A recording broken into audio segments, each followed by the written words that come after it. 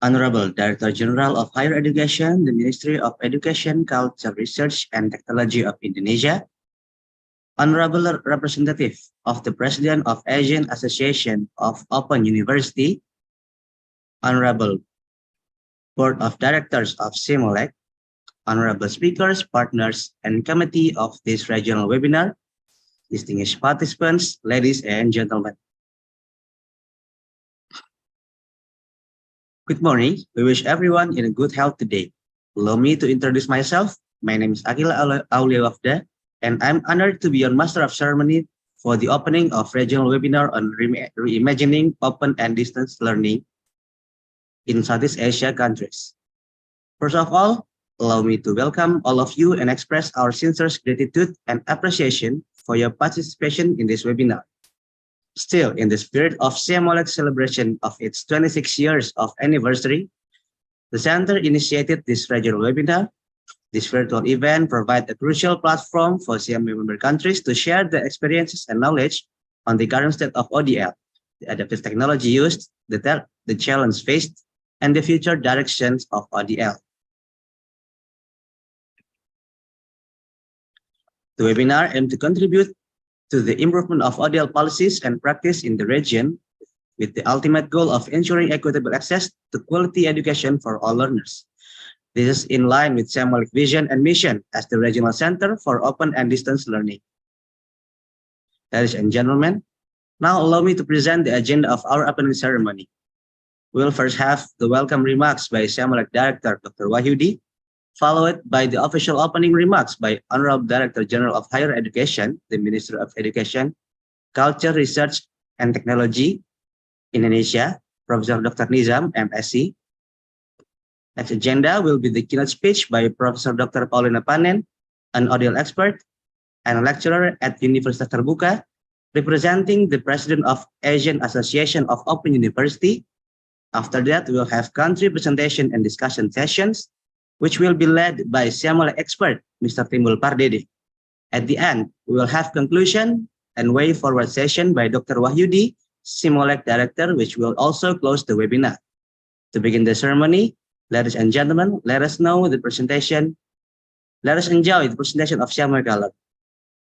Thank you very much.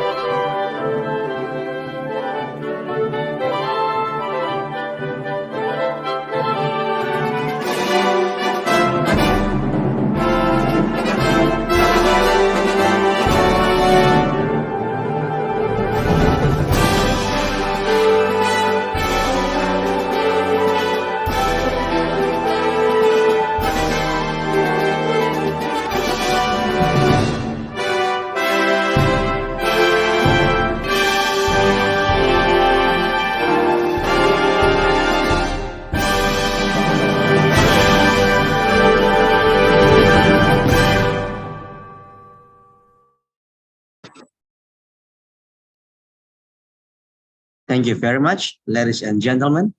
Proceeded to our agenda, may I invite the Director of SIMOLEC to deliver welcome remarks. Dr. Wahyudi, time is yours.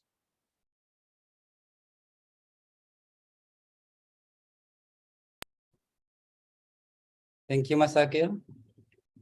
Yes, can you hear me, right? Clear, sir. Thank you so much. All right. So,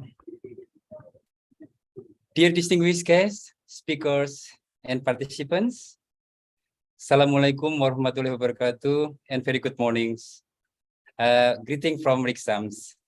Well, I'm not in Rixam, Penang, Malaysia. By the way, so on behalf of Simolex, it is our pleasure to welcome you all to our regional webinars on reimagining open and distance learning in Southeast Asian countries. The COVID-19 pandemic has presented us with unprecedented challenges, and the education sectors has been among the hardest hit. Well, as we navigate the new normal of physical distancing, the adoption of open and distance learning, or ODL, has become more crucial than ever before. The shift toward online and remote learning has accelerated the use of technology to facilitate learning from a distance, and it has brought both opportunities and challenges to the forefronts.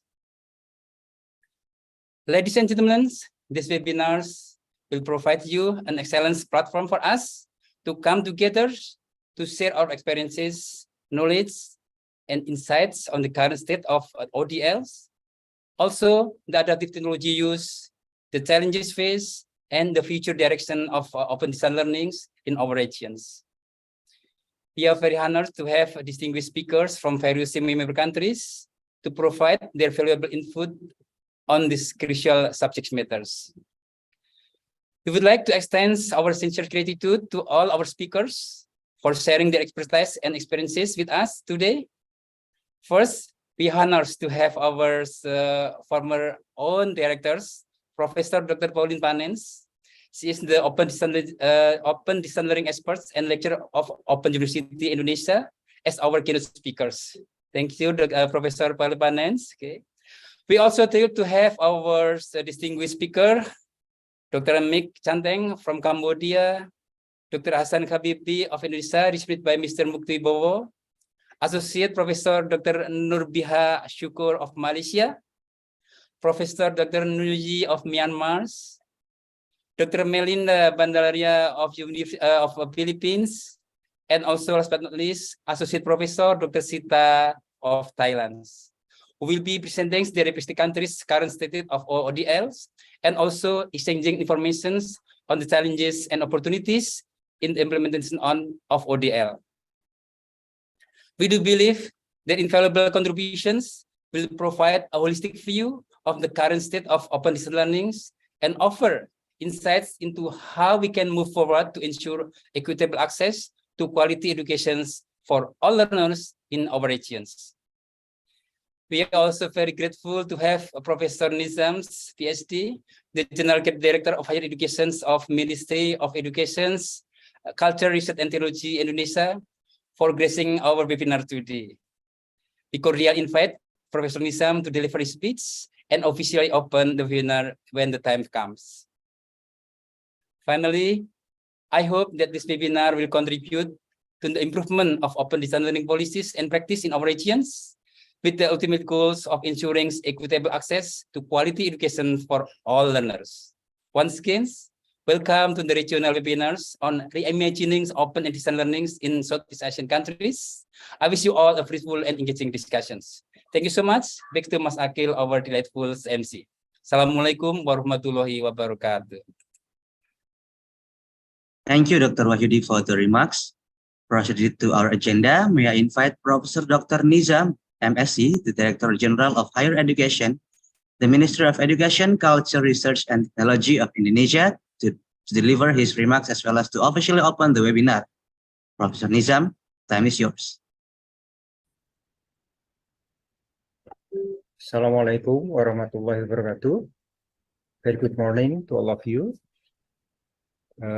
Excellency and distinguished guests, Professor Uchat Teruchat, Director of Master Buka, Dr. Wahyudi, Director of Simolek, and all keynote speakers, as well as all participants to Simeo Regional Webinar on Open Distance Learning in Southeast Asian countries. First of all, I would like to welcome you all to this regional webinar and also to appreciate the Simolek for its initiative to host the regional webinar on open distance learning. we all have gone through pandemic COVID-19, which in the positive sides has bring us to the use of technology, especially in using online learning as part of the digital transformations that happen in our higher educations.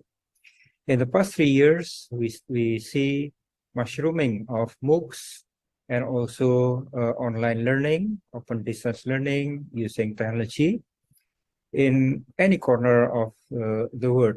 In Indonesia, more than 8 million students embarks on online learning within our more than 4,000 higher education institutions. The existence of MOOCs and open distance learning has been very fruitful in overcoming the problems with the pandemics. And although pandemics has been transformed into an endemic status, but the presence of technology, online and open distance learning remains with us. We now see the opportunities and the benefits of using technology to deliver courses in a massive scale. At the same time, in Indonesia, we implement the Kampus Merdeka program, in which students can take courses from any institutions outside their own university. The Kampus Merdeka program has opened up a new horizons for students to learn from by many means from many institutions in country and outside country, as well as from the industry through micro credentials and through credit earning activities that can be taken outside their own campus. This opens up a new horizon for open distance learning in enriching our students with new skills, with new knowledge, with new know-how that it doesn't exist in their own university.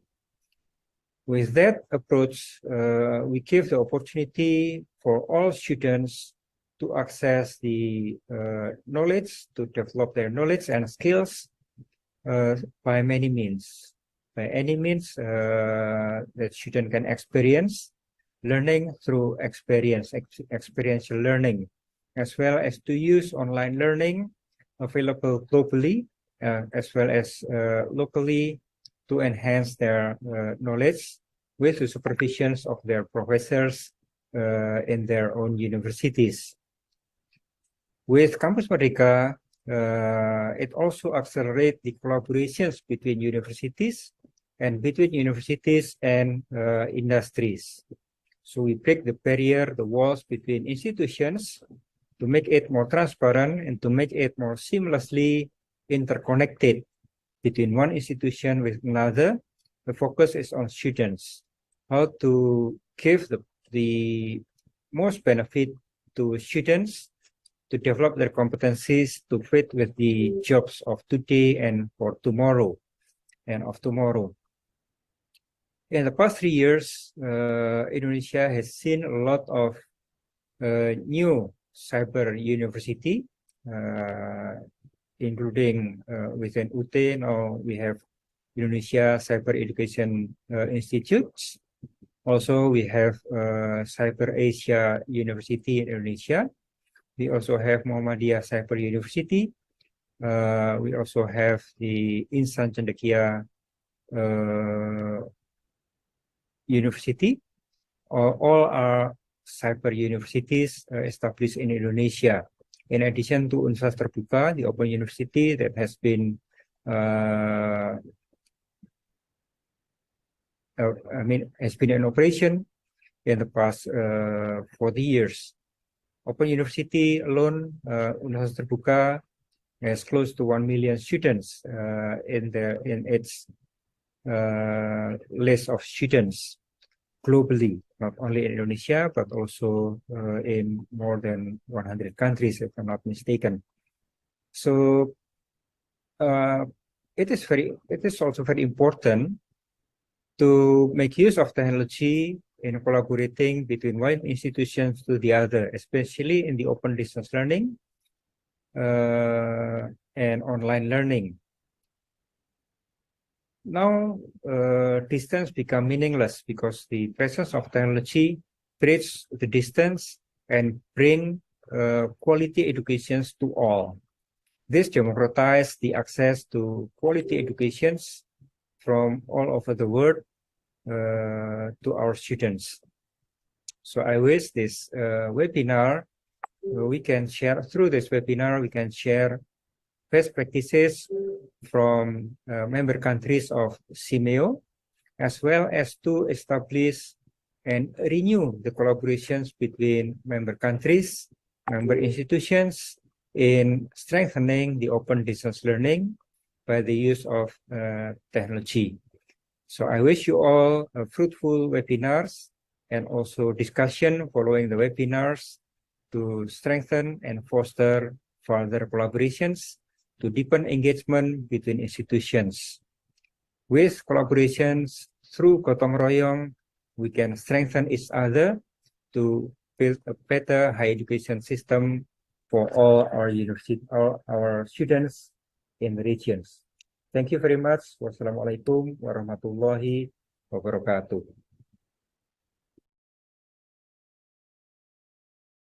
Thank you, Professor Nizam, for the remarks. Moving on to the next agenda, we will hear the keynote speech by the representative of the President of Asian Association of Open University.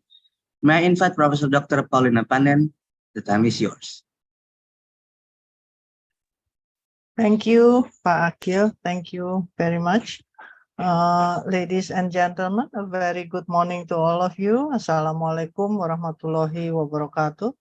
Allow me to use the avatar since we are now in the era of digital technology and immersive classroom and also metaverse. Okay, I believe CIMOLEC has been the lead of the technology innovation in distance education so far, and it has been 26 years from its inception.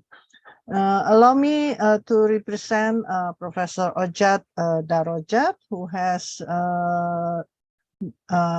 another agenda in Medan right now. So may I share my PowerPoint, please, for the speaker. First of all, ladies and gentlemen, I would like to encourage all of us, the open and distance learning community, under the coordination and leadership of CIMOLEC, to seize the moment. Like Professor Nizam has just said just now, that this is the moment actually of, I would say, the winning moment of open and distance learning everywhere in the world, because suddenly ODL is just, you know, a very daily life in everybody's in the world globally. So it is not a matter of something new anymore. It is not a matter of something strange anymore, you know, but ODL is just in our daily life. It's just like bread and butter for everyone. So we need to seize the moment. We need to use this moment so that ODL will excel as an as an education mode all over the world. Okay. First of all, allow me to say happy anniversary to dear colleagues in CIMOLEC and Pak Wahyudi, the director of CIMOLEC. 26 years of experience in CIMOLEC must be very wonderful, and I believe you have CIMOLEC has done a lot of wonderful work around the region. So please accept our happy anniversary from the AAOU association. Okay. Let's us talk, when we talk about the 26 years, let us talk reflecting the evolution or the journey of distance education, which is later on transformed into digital education. It was built more than 100 years ago. The first one, it was in French, I believe. The French Open University, established in 1880. And then during this time, 1880 until I believe it is 20 or early 2000, distance education has been transformed so much. The first generation, second generation, fourth generation, up until now, I think it is more than the second generation of online learning already. So it was transforming around the 2000, the year of 2000, into the online learning. Based on the development of information and communication technology. However, during that time, I believe we all struggle. Everybody is struggling to put the open and distance education in position as equal as the mainstream education. We were regarded as a second class. We all know that. We were regarded as the, periphery. We all know that. We experienced that. We are all struggling. And then when the technology comes, they call it online learning instead of distance education, instead of open and distance education. So they focus more on the technology instead of the concept of open and distance education. The 2020 is the 2010 is the mark of this table, of this picture, drawn by Michael Power in 2008. And then it was continued by the Deloitte in their publication of The Future of Work. So they were saying, yes, in the future of work, actually in 2020, we are expecting the intelligent learning, not really the e-learning, which was in the early 2000s, not digital learning, which was already before 2020, but 2020 forward, we are expecting that we do intelligent learning. What will be intelligent learning? It is more dealing with machine learning, with AI, with metaverse, etc. So that is the prediction provided by Deloitte in their publication Future of Work, which was published in 2017. Now, we can see whether it is true or not, their prediction. And in 2021, during the COVID-19 pandemic, Anand Agarwal from EDX have already mentioned that his prediction that online learning will be still there even after the COVID-19 pass. So it will be blended mostly, but it will be there. Online and face-to-face learning will be there. Online and face-to-face education. So they will go side by side. That is a prediction of Anand Agarwal. I think we are experiencing that right now. Meanwhile, the students and the lecturer preference after the COVID-19, we asked them whether Universitas Indonesia asked them whether they would like to return to face-to-face or they would like to do it fully online or blended learning. Apparently, their answer has been more into the blended learning, which is represented by the blue color over here. So the lecturers prefer the blended one, the students also prefer the blended one. However, we see the decrease of preference in terms of face-to-face. They don't see the face-to-face as the main what you call means to do schooling or to study anymore, but they see whether it is blended or fully online. So they are already at that stage. That is coming from the user. And then we have the technology advancement news coming from McKinsey. In 2022, they provide a publication, the Technology Trends Outlook 2022, and we see that education has been predicted to use mostly or to be influenced highly by applied artificial intelligence, and then also immersive ready technology, and then also trust architecture and digital identity. In addition to that, we have the advanced connectivity, and we have also cloud computing and the cloud and edge computing, and also the machine learning.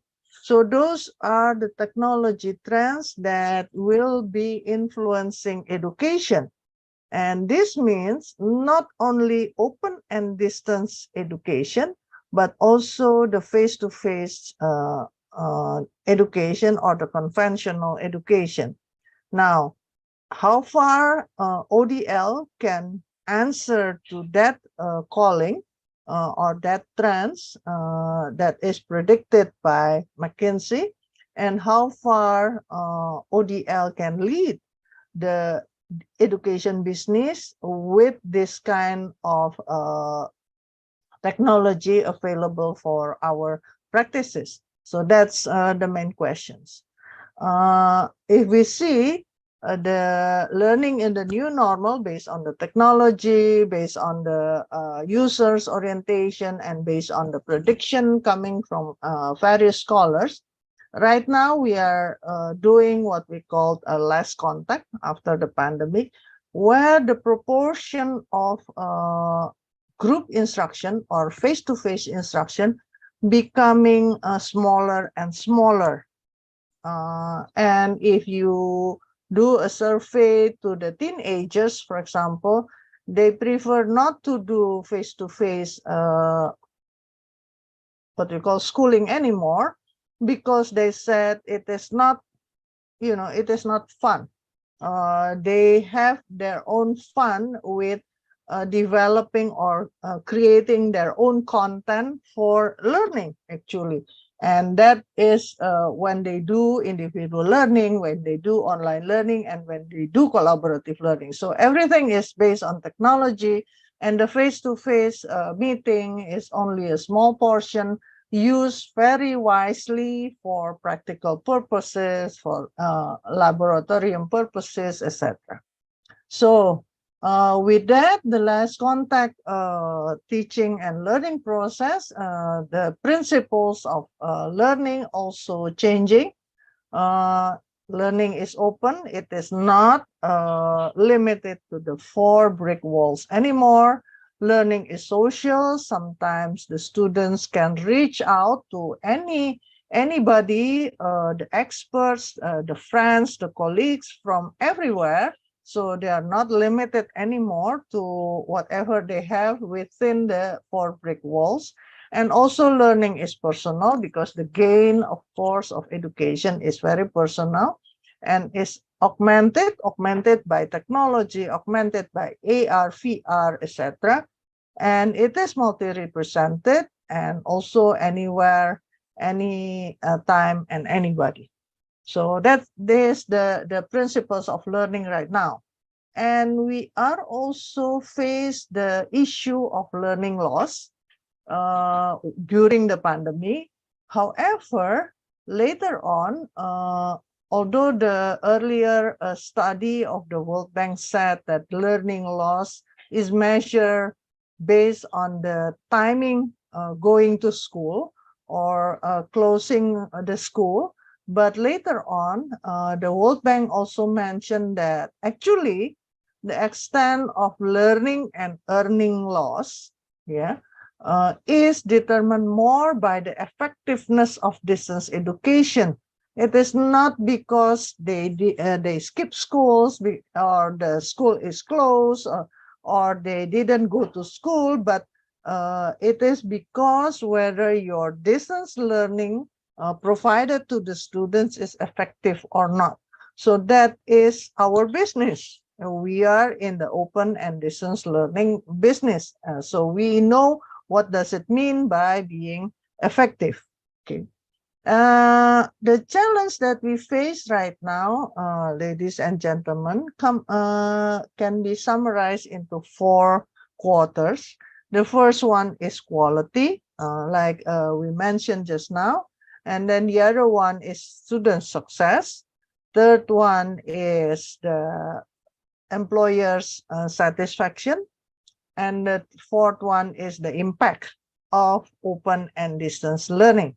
Actually, if we have ODL, what does it actually helping the nation, helping the individual, helping the institution, etc.? So what is the impact?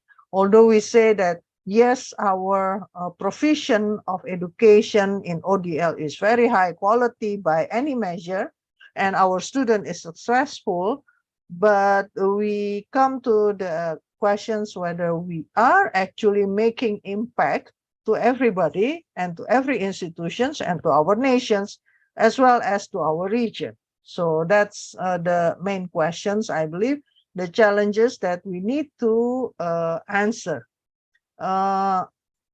In terms of quality, I think everybody does it and everybody does it well. Regarding the design of instructional materials, the teaching and learning process, the research focus, and the lecturer qualification, also the accreditation. We have the ICDE, for example, for distance education accreditation, and also the world-class ranking. However, in terms of world-class ranking, it is not there yet. The distance, open and distance learning is not there yet. Open and distance education is not there for the standard yet. So now, for example, the Times Higher Education is socializing how do we measure ranking for the digital universities. So right now, this year, they are very active in socializing that. Hopefully, we can do something in our association, the AAOU. We can do something regarding the this open and distance education ranking. Thus far, we know that there is accreditation, but accreditation only guarantee quality, but world-class ranking means something else, which is more beyond the quality. Perhaps we can do something together on this. And then the other one is measuring student success. It is not saying that, yes, the number of our student is very amazing, is so much, is so many students coming to us, and then they graduated, they passed the exam with a high number, but is it really we are actually providing what we call student success? Passing the grade doesn't mean student success, because we have to go into other measurement, which is telling about the student success. For example, if we say that the rate of graduation per cohort in open and distance learning, in face-to-face, for example, it is 80%. In ODL, it is 60%. The earlier MOOCs is only 7%. The MOOCs right now, including digital learning, blended, etc., it's about 45%. So where are the missing percentage over here? So there are many students who are either dropping out or get out of the education institution, even in ODL. So we need to take care of that. Actually, we need to take a look closely at our situation and why is it like that and what we can do. And perhaps it is now the time for ODL to seize the moment, saying that we can make our student more successful than in the previous years and then anybody else. So that's, I think, the key that everybody, all of us can do something together here. The other thing is about the outcome. Yes, we hear that, okay, employer are satisfied with our graduates, the students are satisfied, they have the learning journey, wonderful learning journey, and the lecturer also satisfied. Is it really true? Is it the outcome that we are expecting, or what else actually? The measurement for the outcome needs to be standardized, and also we have to do something. These are all for seizing the moment. I would say that, oh, hey, open and distance learning that we are now, we are successful, we are of quality, and we are really taking care of our students, and we are making impact. Okay. And then in terms of making impact, we know that we are not the only one anymore right now. Okay, because every conventional university right now is using the technology for their online learning. And online learning doesn't mean ODL per se. And ODL doesn't mean online learning. So we have to position ourselves whether we are the only one or we are the one of the many. Yeah. In terms of if we are the one of the many, so no more single open universities in your country. For example, in my country, suddenly there are 4 cyber quote unquote universities, and then we have study programs in conventional university offering online education. So Universitas Terbuka is not the only one anymore. We are the one of the many. We are one of the many institution. We are one of the many providers. So what we will be? Will it be stay the same like this, doing business as usual, or we have to do something else, which is very innovative and answering to all the challenges that we face. So, okay, ladies and gentlemen, I think so far for the many decades, ODL has changed the landscape of education. We are creating new business of education, and we are expected not to stop right here. Although now everybody is doing ODL, but it is not the time for us to stop. It is the time for us to excel. It is the time for us to move forward with new businesses later on in our concept of open and distance learning. It is contextual to each country. It is what we call a driver for digital transformation in education. It provides leadership in digital learning, e-learning, MOOCs, etc. And then it offers, of course, flexible learning, unbundled, digital badges, micro-credential, and then it is based on collaboration and connectivity, and it is recognized.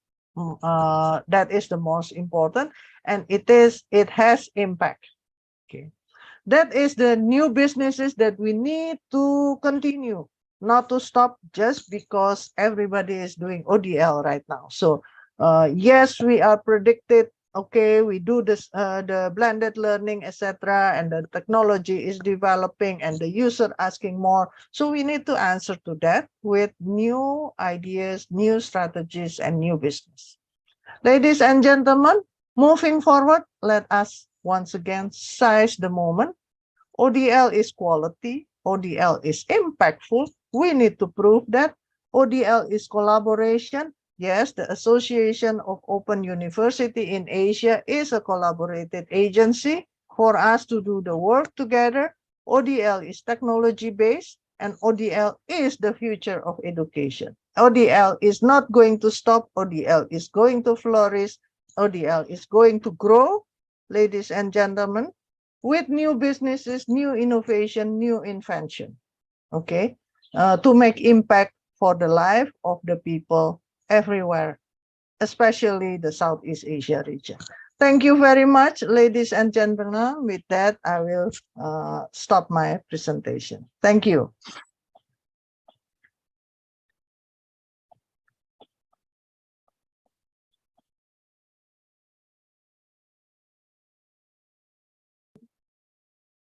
Special thank you to Professor Dr. Paulina Panen for taking your time to deliver the enlightening keynote speech.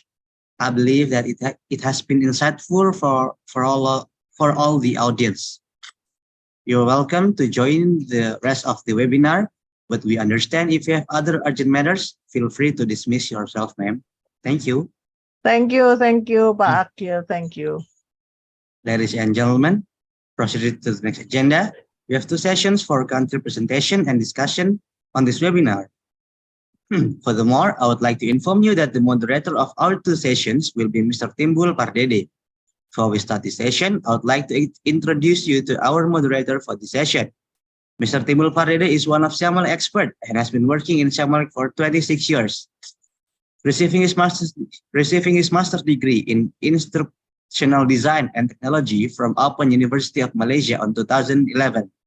Mr. Timbul has been appointed as a Public Relations and Marketing Manager on 2004 until 2009, and Training Manager on 2010 until 2015. Currently, he is a Siamal expert on training. Without any further ado, now may I invite Mr. Timbul Pardede to lead and facilitate the session. Mr. Timbul, the time is yours. Thank you, Mas Akil. My sound is clear, Mas Akil? Clear, sir? Okay. Good morning, ladies and gentlemen.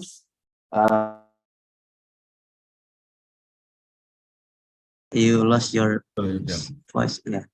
Okay. Okay. I just repeat again. Make sure that I don't know my speaker.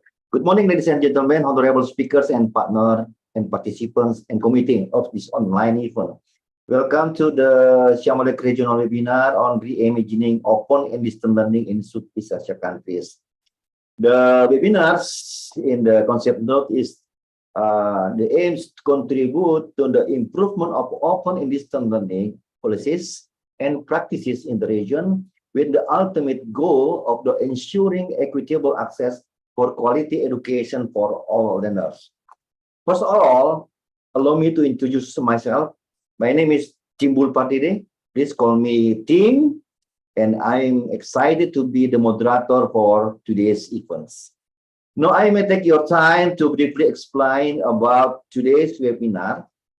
We will have 6 experts from Southeast Asian countries, which divided in 2 sessions to share their knowledge as well as experience related to the reimagining open and distance learnings in their respective countries. In sequence, in alphabetical, for country presentation, they are. For the first sessions, from Cambodia, Mr. Ment Chantek, and from Indonesia, Dr. Purwanto. From Malaysia, Associate Professor Nurbiha Asukol, and for the second session from Myanmar, Professor Dr. Nunuyi. From the Philippines, Dr. Melinda de la Pena Bandalaria, and the last from the Thailand, Associate Professor Dr. Sita Yim Kuntitapon. Each of the speaker will have 15 minutes to deliver the presentation materials, and we will have the question and answer session that at the end of our speaker. Without further ado, may I call for the first speaker, Mr. Mek Chanteng from Cambodia, with the topic Reimagining Teaching and Learning of Technical Education at General and Technical High School in Cambodia post-pandemic. Mr. Mek Chanteng has received his doctoral of philosophy in educational management, Division of Educational Management, Department of Educational Policy, Management and Leadership, Faculty of Education from Chulalongkorn University, Thailand. He is currently a Deputy Director of Vocational Orientation Department, Ministry of Education, Youth and Sport, Cambodia, in charge of technical education curriculum development and research. Please, you mind the floor, sir, Mr. Nick Chantek.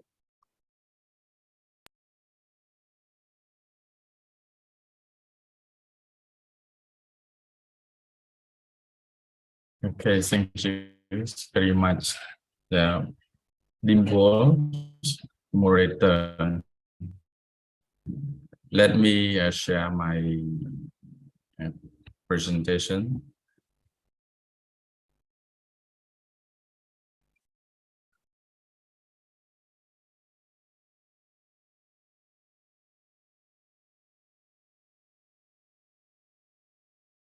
Everyone, can you see my presentation PowerPoint? Yeah, it's clear. Okay. Yeah, first of all, I would like to pay my respect to Dr. Pandi, Professor Erin Zinam, Professor Dr. Palinas, for open remark. Yeah, first of all, I would like to say thank everyone, guest speakers, distinguished audience for presentation today.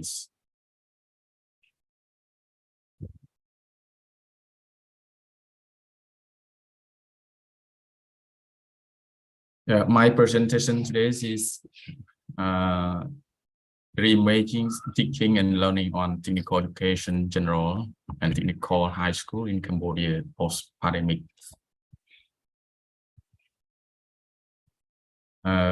The outline of my presentation today is covered with 5 introduction, impact of COVID-19 and response, and post-COVID-19 pandemic response, and finally we would like to raise questions and answers.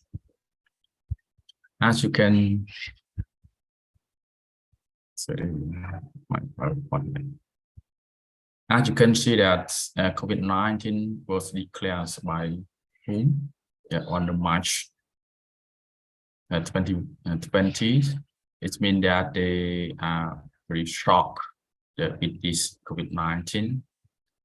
The widespread and across the world can impact from the COVID-19 in Cambodia. In Cambodia, also the government of Cambodia took decision to close all education institutes on March 16, 20s. COVID-19 pandemic has disrupted every aspect of people's life in unprecedented manner and intensified risk. In Cambodia, also affects our COVID-19 on education system. The student who fail to demonstrate a basic proficiencies increasing from 34 to 45% now in Khmer language and mathematics. Impact on the school, total school, 13,048 and teachers, students, and the budget. The government face the number of challenges that they can transition to distance learning, such as limited institute capacity to support teachers who access population and lack of current policy fund to support remote learnings. And we can also respond to this COVID-19 from the policy, ministry and school levels. The policy level, this means that the government conducted a fast, effective response to control the spread of virus through the state of people's life, emergency law, and COVID-19 vaccine nationwide nation, and also establish digital government policies. And the ministry level also conducted the guideline, to introduce how can we respond to the COVID-19 during closing school. The teacher and student able to continue their study on remote safely, and the student and the staff return to education institute safely, and also teach online adaptable learning environment. And the last one that we can to sustainable for this education system is increased resilience. The school level that we can focus on, we also shorten curriculum and distance learning, e-learning, and also blending the learning and assessment. Also, we can use online and handout.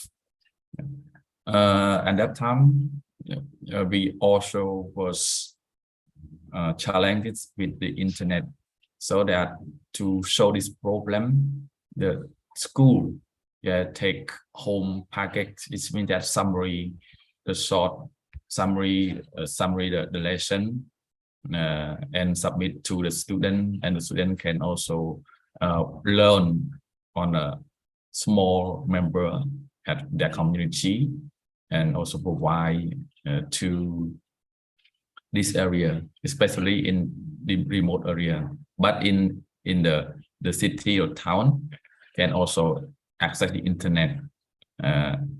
To respond this one, we also ask teachers to produce a video to broadcast on TV, cable, radio, and also websites. The COVID-19 response, this one, as I mentioned, that we also affect to the technical education program. To respond this one, we ask the teacher to shorten their curriculum. It means that we select the core competency program on the curriculum, to summary, the short one, and then submit to the student for instruction, teaching, and learning. The student cannot access to the internet. The teacher provides take-home tags. After that, if the student can access to the internet, and we can have distance and e-learnings. For assessment, it also like that. To respond the COVID-19 panic response, we think not only just a moment, we beyond opening the school, how education system can emerge stronger and better than before COVID-19. This means that how can we respond to these challenges, and then we can adapt to the situation and learn, grow together, and then we can also resilient with this COVID-19. How can we solve this problem? Long-term effect that we can also promote our education. We consider the quality education from the quality of curriculum, quality of government and management of school, and quality of instructions, and quality of teaching material and physical resource, and also the quality of assessments.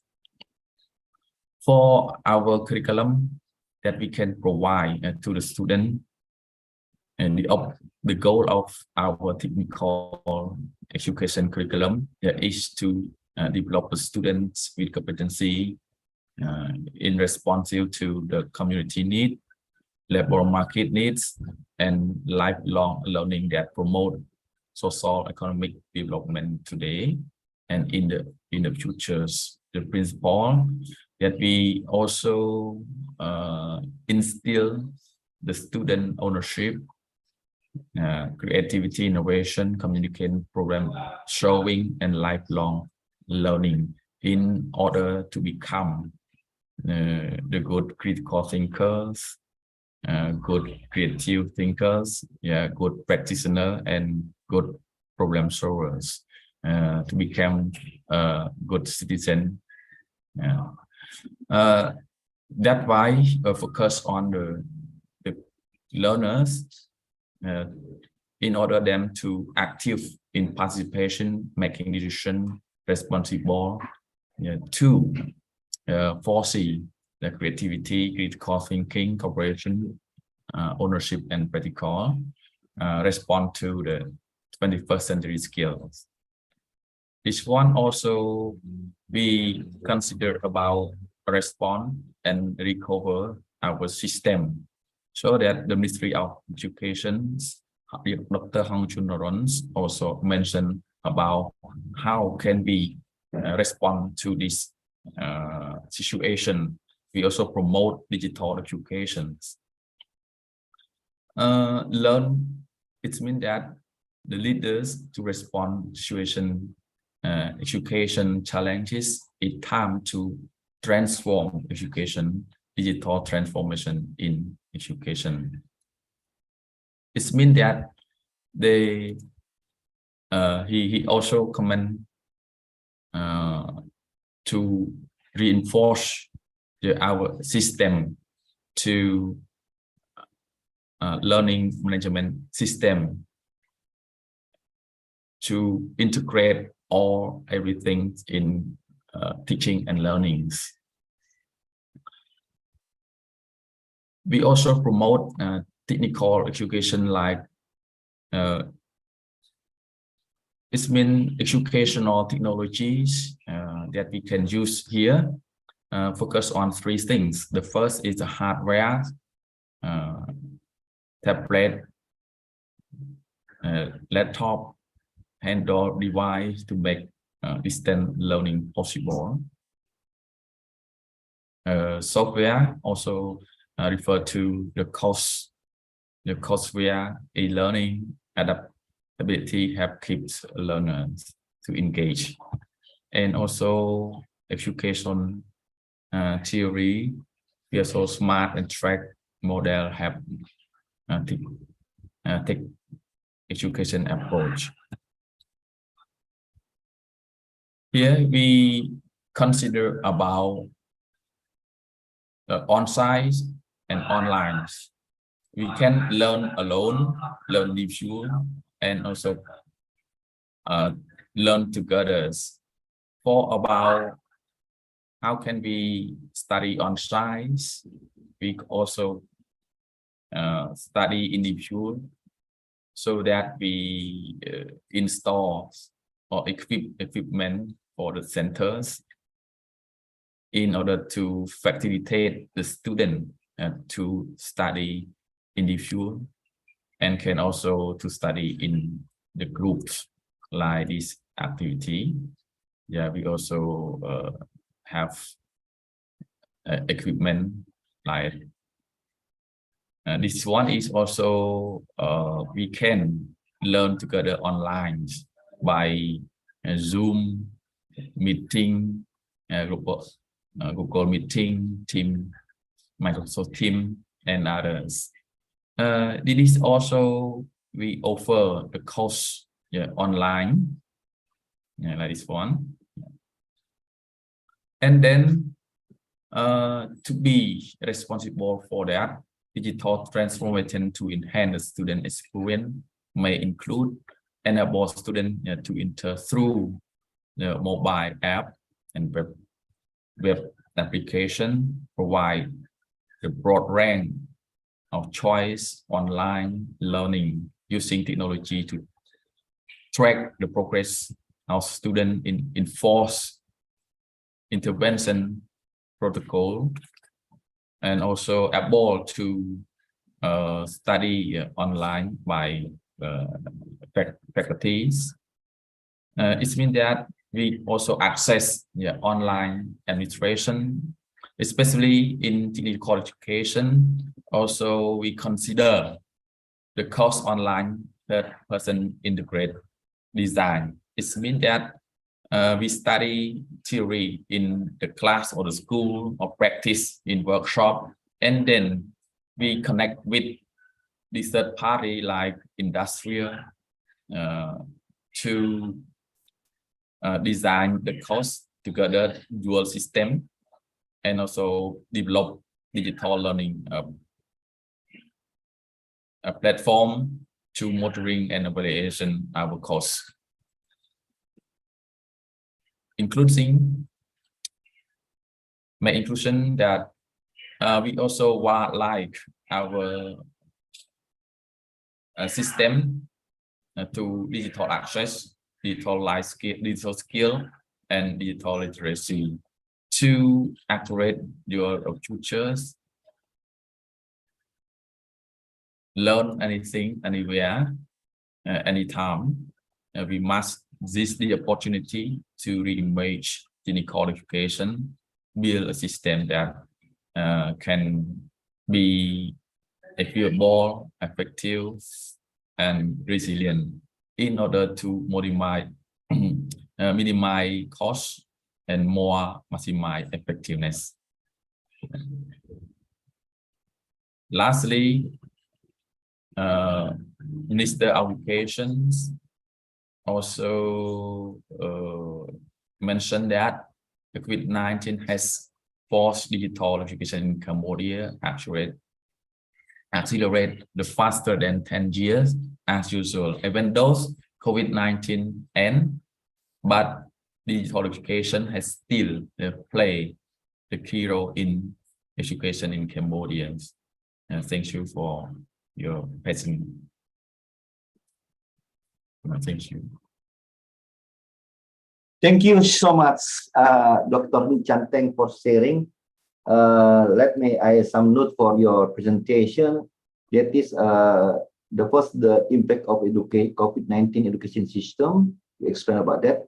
And the second one, COVID-19 pandemic response. You talk about the government policy, Ministry of Guidelines, school implementation, also focusing in technical education.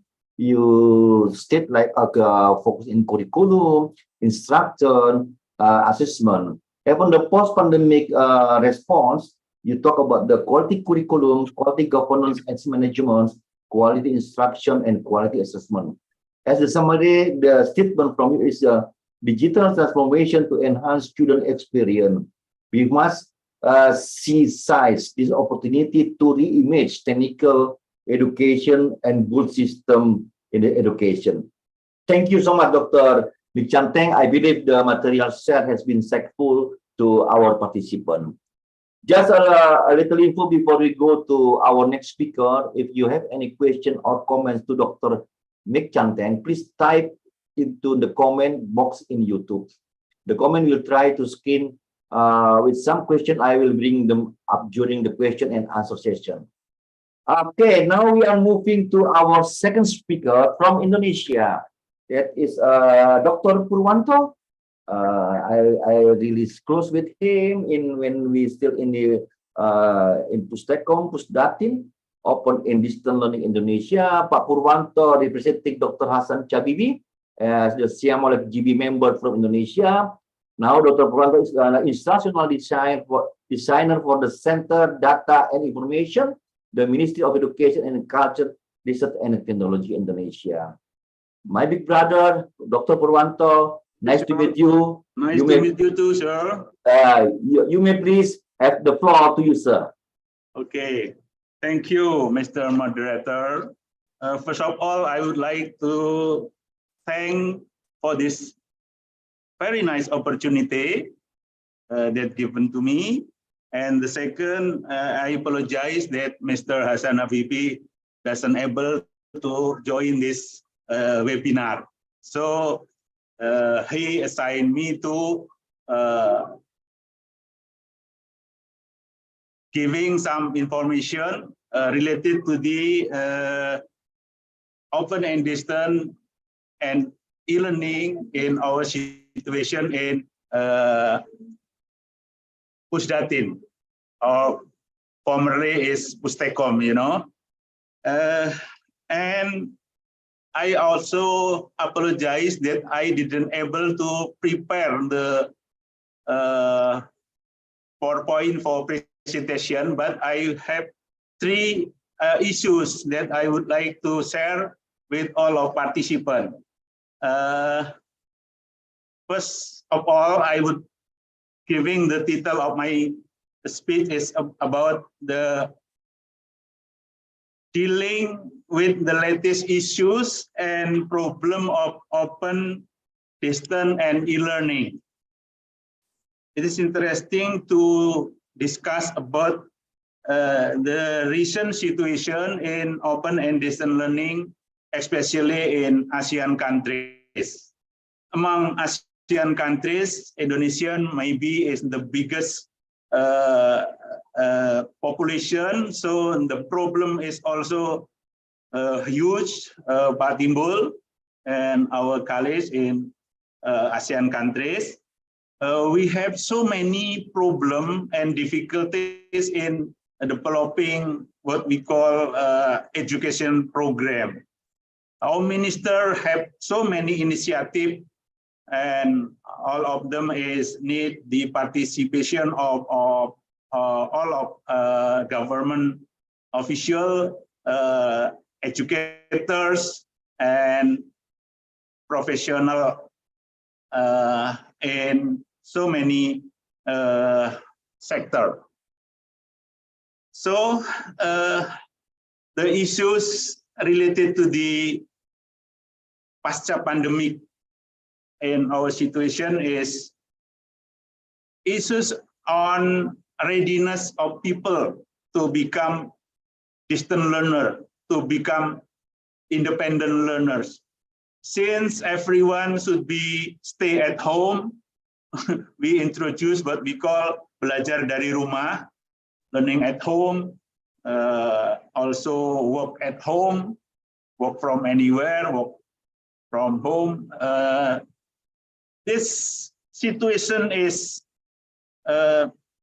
very suddenly happen in Indonesia, and not every people ready to do that, to do the job, to do the learning.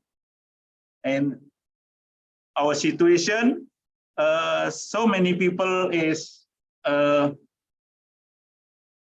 stuck, yeah. They didn't do anything, so doing nothing, and what happened is learning loss. But we know also some of them have get help from government to get access to the internet, etc. They still access to the information, so they can learn a little bit. But also we know that some people also gaining what we call learning gain, not merely learning loss happen in Indonesia. Some people achieve what we call learning gain. So the discrepancy in between people is become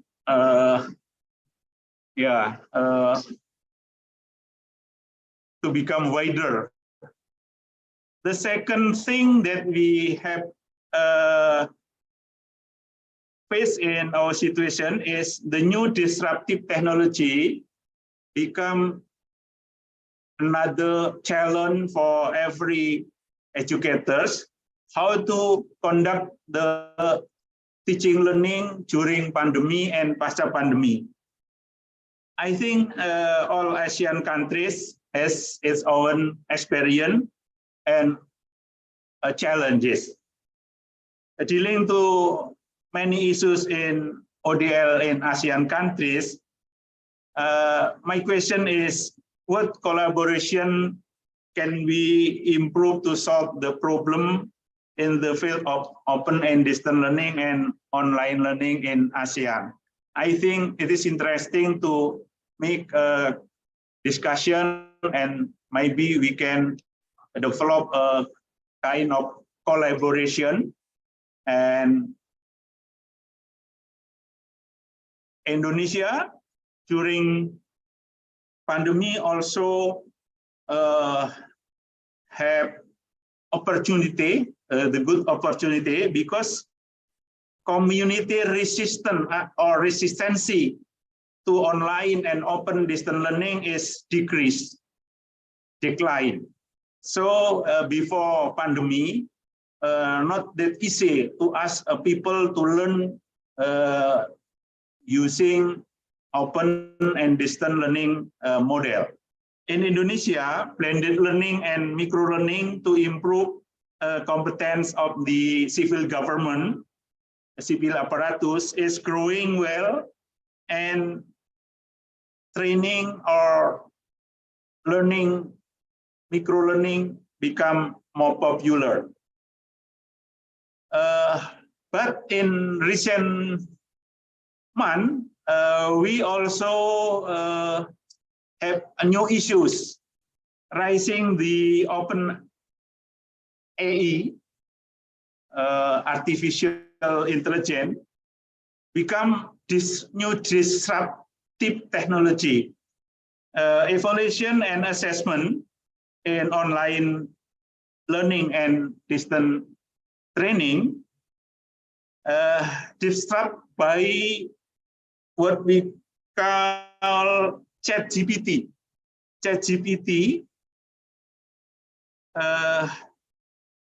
present and make the teacher or assessor have no choice to use the other way to make the assessment is fair and valid. You know, evaluation and assessment in online and distance learning has been disrupted by the presence of ChatGPT, and we have questioned to our colleagues in ASEAN how to respond to the presence of AI, artificial intelligence, that's called ChatGPT.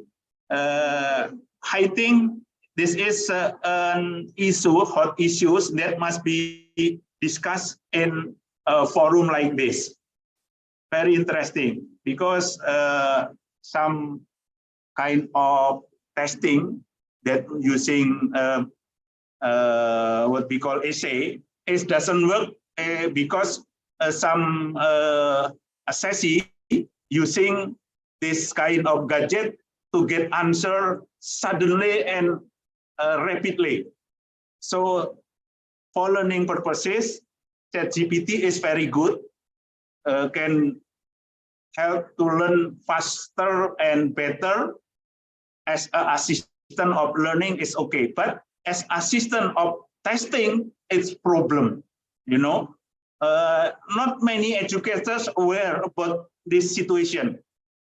Not every educators aware about presence of ChatGPT. And to respond the pandemic situation, and Indonesia also need to increase the number of human resources that are ready to giving help to the student. And we in Indonesia try to increase the number of instructional designer at various level of education, including in training of training for civil servant in many sector, government sector. They come from the civil servant who were assigned to become instructional designer, who we call PTP, pengembang teknologi pembelajaran. Pengembang teknologi pembelajaran is instructional designer. So in Indonesia, the government recognize this position as new professional. During the pandemic, the number of PTP is increased to become more and more, and right now exists around 3,000 professionals. They play a role in designing and developing innovative ICT-based learning model and also other independent and kind of distant learning model. The new position of PTP is recognized by government and they receive adequate level class of the job and also adequate remuneration reward. The duties must be carried out by prioritizing collaboration with educators and various professional in education sector. I think this is new information for our college in ASEAN that in Indonesia we established the new job, what we call instructional designer. I think instructional designer is not new in the world, but in our situation, instructional designer is new way to solve the difficulties in developing open and distant learning and online learning. And we try to solve the problem in government sector, especially for government officials that should be has opportunity to improve their capability and competencies. I think that's all, Pak Timbul. Thank you for your attention. Good morning. Thank you, Dr. Purwanto. It's wonderful sharing. May I some note what your presentation also without a PowerPoint is very clear. What you explained, the first, the issues is the readiness of people to become independent learners. That is a learning goal, loss, that is learning gain. Also, you talk about the new disruptive of technology. That is the challenge. That how utilizations the technology in teaching and learning. Very good. And how you invite the speaker from East Asia. How about the learning collaboration amongst the countries. And the last one, you talk about the AI technology for ChatGPT. I think ChatGPT is a generative pre-trained transformers. Simolek also has invited by Gajah Mada University to develop for the assessment. That is different with the feedback direct and the long answer. Thank you, Dr. Purwanto. Thank you, sir. Very wonderful setting. Okay. Before we go to the next speaker, if the audience you have question for Dr. Lik Chanteng and Dr. Purwanto, please type in your box in YouTube. Next, I will introduce you all to the third speaker from Malaysia, Associate Professor Dr. Nurbiha Sukor will presenting about flexibility in education through open and distance learning. She received a doctoral degree in educational technology and her research interest on educational data mining, online learning, and learning analytics. As for research, she had more than 10 research grants, both locally and international research grants related to massive open online course, learning analytics, as well as online learning. She is currently serving as Deputy Director of Center and Advancement in Digital and Flexible Learning at University Technology Malaysia, and also the Chairman of Malaysia Head of Public University E-Learning Council (MEPTA) since 2020 until now. Associate Professor Dr. Nurbiha Sukor, the floor is yours.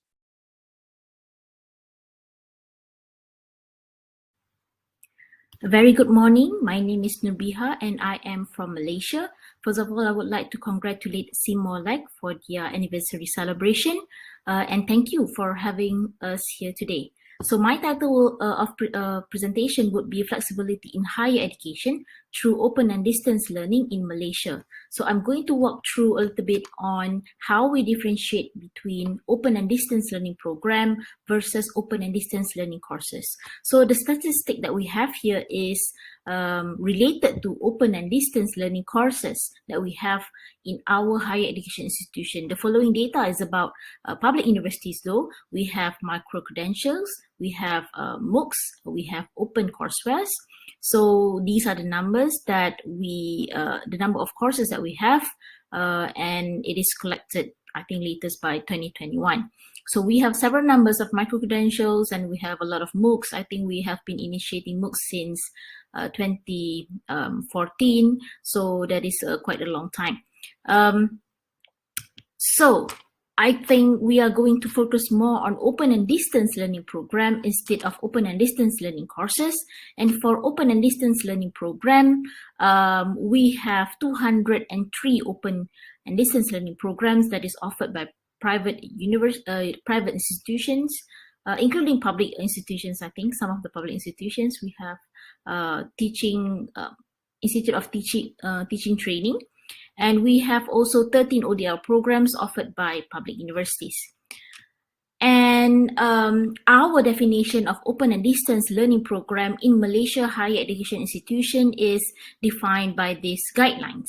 So all of our ODL programs are quality assured by Malaysia Qualification Agency. It is being accredited by Malaysia Qualification Agency based on the Code of Program for Code of Practice for Program Accreditation, which is, we call it as COPA ODL. So what this document, how we define ODL program in Malaysia is that a course in an ODL program has to have more than 60% of the courses being offered in the program is conducted via open and distance learning. And in order for a course to be considered as an ODL courses, at least 80% of the student learning time is delivered via open and distance mode. And normally, currently, and commonly, our open and distance mode means that we are delivering our teaching and learning in an online mode. So these are examples of higher education institutions supporting ODL in Malaysia. We have, of course, Wawasan Open University. We have Open University Malaysia, Asia E-University. These are three private higher education institutions. And we have public institution, which is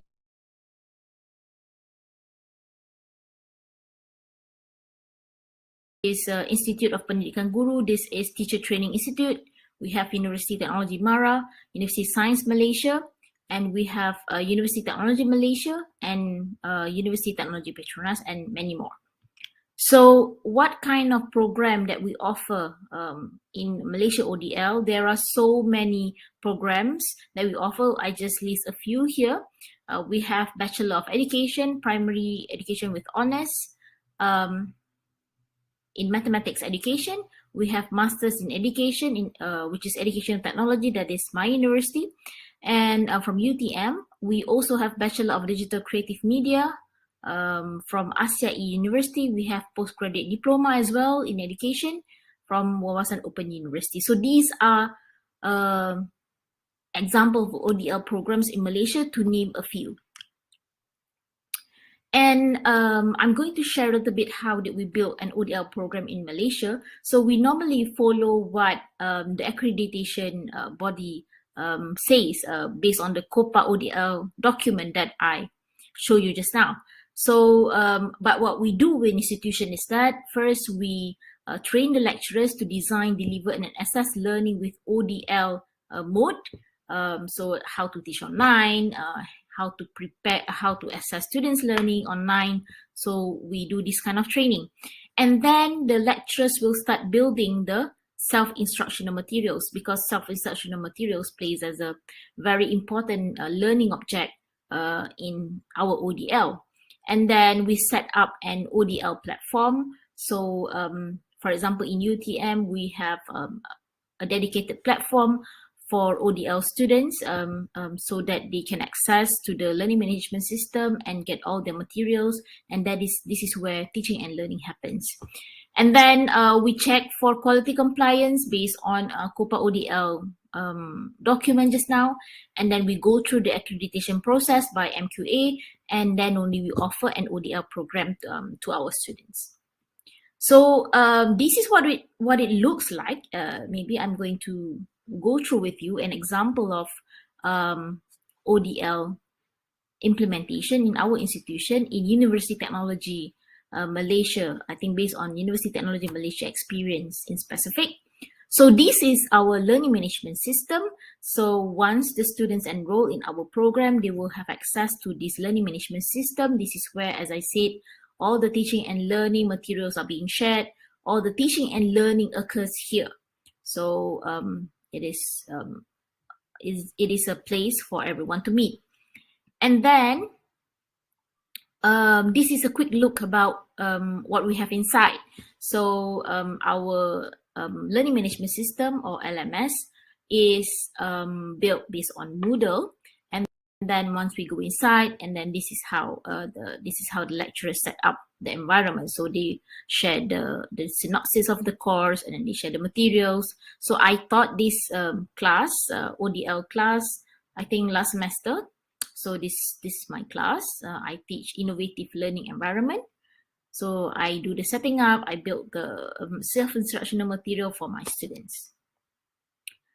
And in the learning management system, in the learning environment, in that specific course, we have SIM, which is self-instructional material being developed. So we develop SIM in several ways. So, and there are many instructional design that we propose to our academicians in a way that how can you build a good self-instructional material. So this is just one example. So you need to have the instructions clearly, and then you prepare your videos for your students to be able to learn independently and go through self-directed learning without you being around.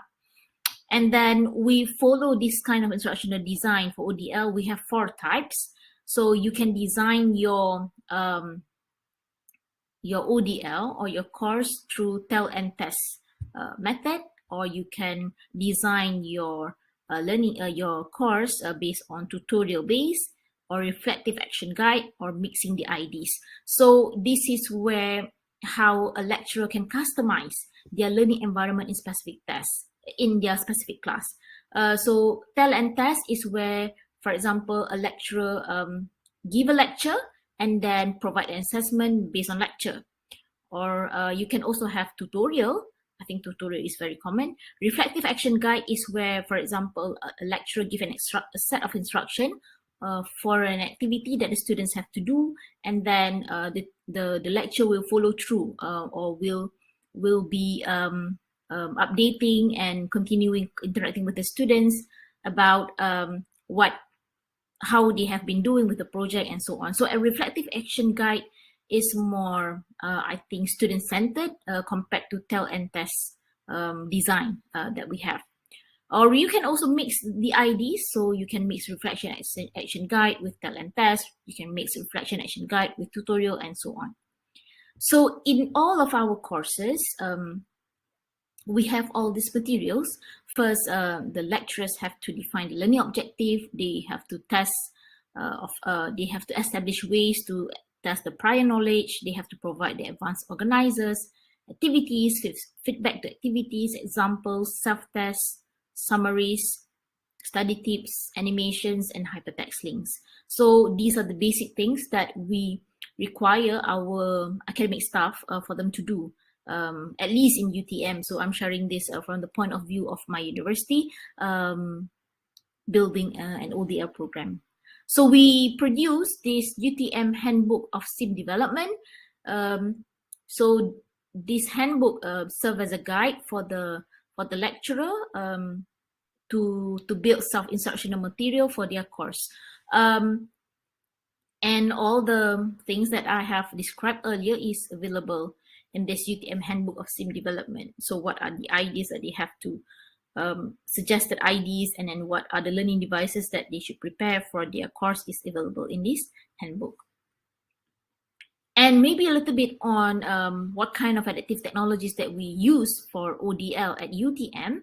As I mentioned just now, for ODL, we have a dedicated learning management system, and we make use of H5P plugin. If you are very familiar with learning management system, H5P plugin is a very powerful tool to create an interactive multimedia-based learning resources. So we have that in ODL. We install that in our ODL learning management system.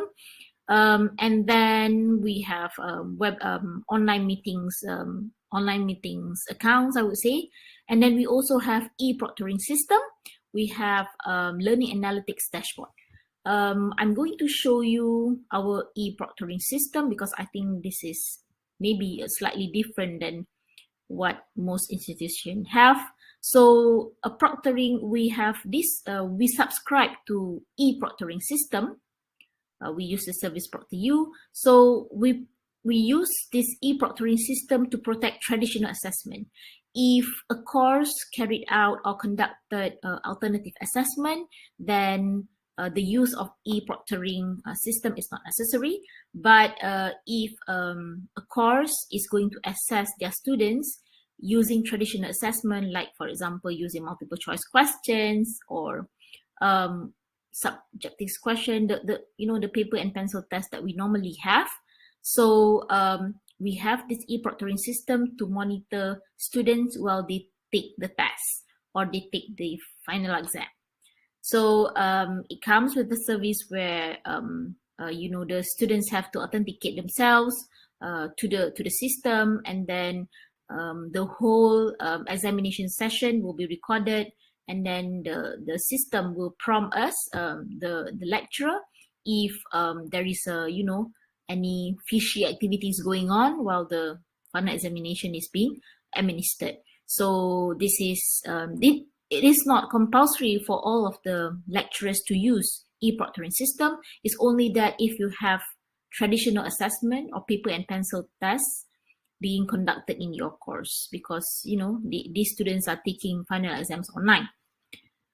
And this is our learning analytics dashboard.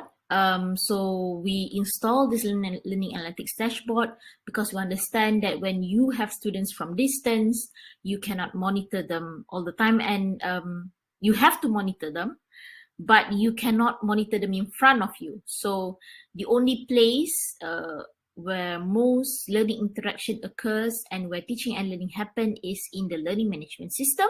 So we install this learning analytics plugin in our learning management system so that we can monitor students' progress, and they themselves can monitor how they have been doing. So it reports on the number of visits on site, it reports on the time spent on site, it reports on time spent on course, and we can filter that out based on specific students. So I can filter, like for example, for one specific student, how they have been doing for in the course. Okay, a little bit of challenges of ODL implementation. I would say the first one is transition from text-based learning material to multimedia-based learning material.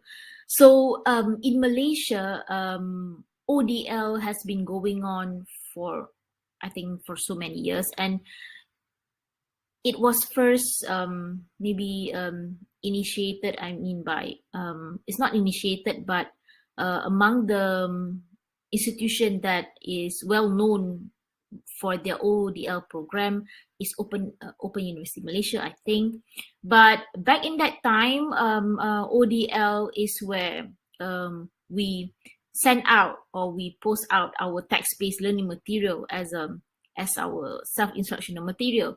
So due to the emergence of online learning platform and all these technologies, so it is quite challenging to transition from text-based learning material to multimedia-based learning material, because it is demanding to create a multimedia-based learning material. you have to record things, and then you have to plan the interactivity and all. So rather than having a text-based learning material, having a multimedia-based learning material to develop one is quite a challenge. And of course, the second one would be the competency in developing self-instructional material. In many institutions, we are still learning and hopefully improving our self-instructional material that we prepare for our ODL students, because self-instructional material is very important, because without us being around, we need this self-instructional material to assist our students to learn independently. So, but we need to upskill our academicians in building self-instructional material for their ODL program. And it is also a challenge to monitor teaching and learning process in ODL, to monitor for cognitive presence, whether are they cognitively there, social presence, are they interacting with the content, are they interacting with their friends, and also teaching presence. Is teacher giving sufficient support? What kind of scaffolding that do they give to their students? So monitoring these processes is also a challenge for us in our ODL program. And finally, our future directions of ODL in Malaysia. We aim, of course, to have more ODL programs, but offering open and distance learning in Malaysia, open and distance learning program in Malaysia also fits into our national curriculum framework. We have this Excel curriculum framework. We call it as experiential learning and competency-based education landscape. So in this Excel curriculum framework, if you look through the internet, we have 4 main thrusts. The first one is real, we call it real. The second one is care, ideal, and poise. So real is a research-based curriculum framework. Ideal is the industry-based curriculum framework. Care is a community-based curriculum framework. And then we have poise is the personalized experiential learning. So in this personalized experiential learning framework, we aim to have more flexible curriculum being developed in Malaysia higher education institution to promote flexibility and more choice for our students. So this is just an example of the general model. So we can have in poise or in personalized experiential learning framework. This is where we allow students to have several credits of their choice to either focus on two fields, or only focus on one, being master in specific field, or they can combine specific competency, and all of this is being offered online. Then they can mix and match this in an online learning environment. So this is where we see our ODL is going. It is being delivered because currently how we deliver ODL is in, I would say, is still in a traditional mode. What I mean by traditional mode is that we still deliver that the students have to go through all the learning materials, so they do not have much freedom and choice about what are the things that they want to learn. So in their curriculum, in their program, so we already dictated, so if you enroll in this program, these are the things that you have to learn. So so it is quite still traditional, although the mode is not that traditional. The mode is online and flexible, but the content, how we structure the course, how we structure the program is still in traditional way of structuring. I think that's all from me. Thank you for listening, and you can reach me at my email address nubiha@utm.my, and I'm available to accept questions from all of you. Thank you very much.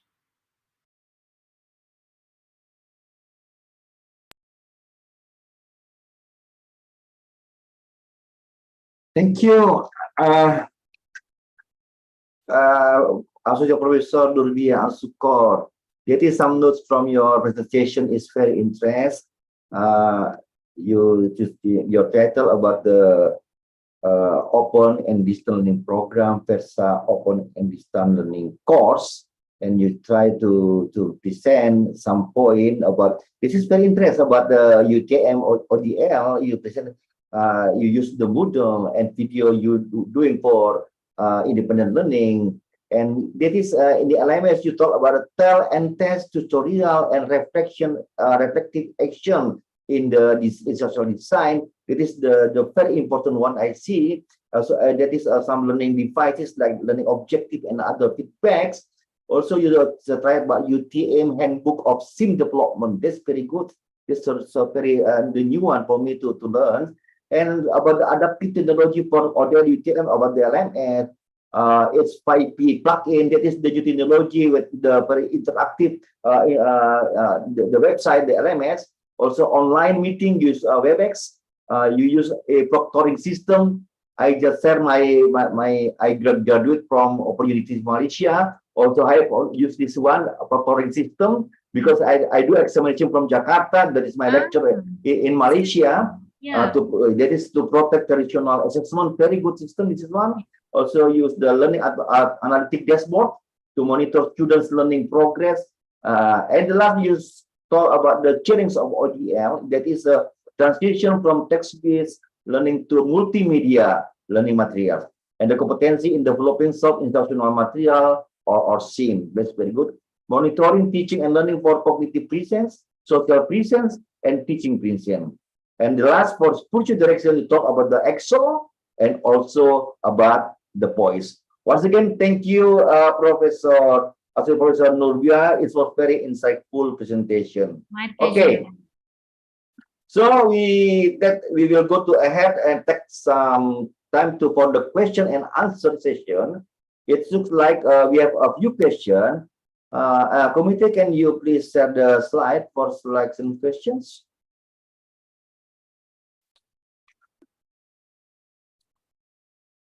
Yeah, this is for Mr. Mark Anthony Davio from different Philippines. The question from the all speaker, may I invite first for Mr. Min Chanteng to the answer, and Dr. Purwanto and the last associate Nurbia Asuko to answer. All of you answer one by one. The question is, what are the best ways we can do to intervene learner who has difficulty in reading through online? That is a challenge. The question is the challenge of open and distance learning. What are the best way we can do to intervene the learner who has difficulty in reading through online? I invite Mr. Mick Chanteng. Yes.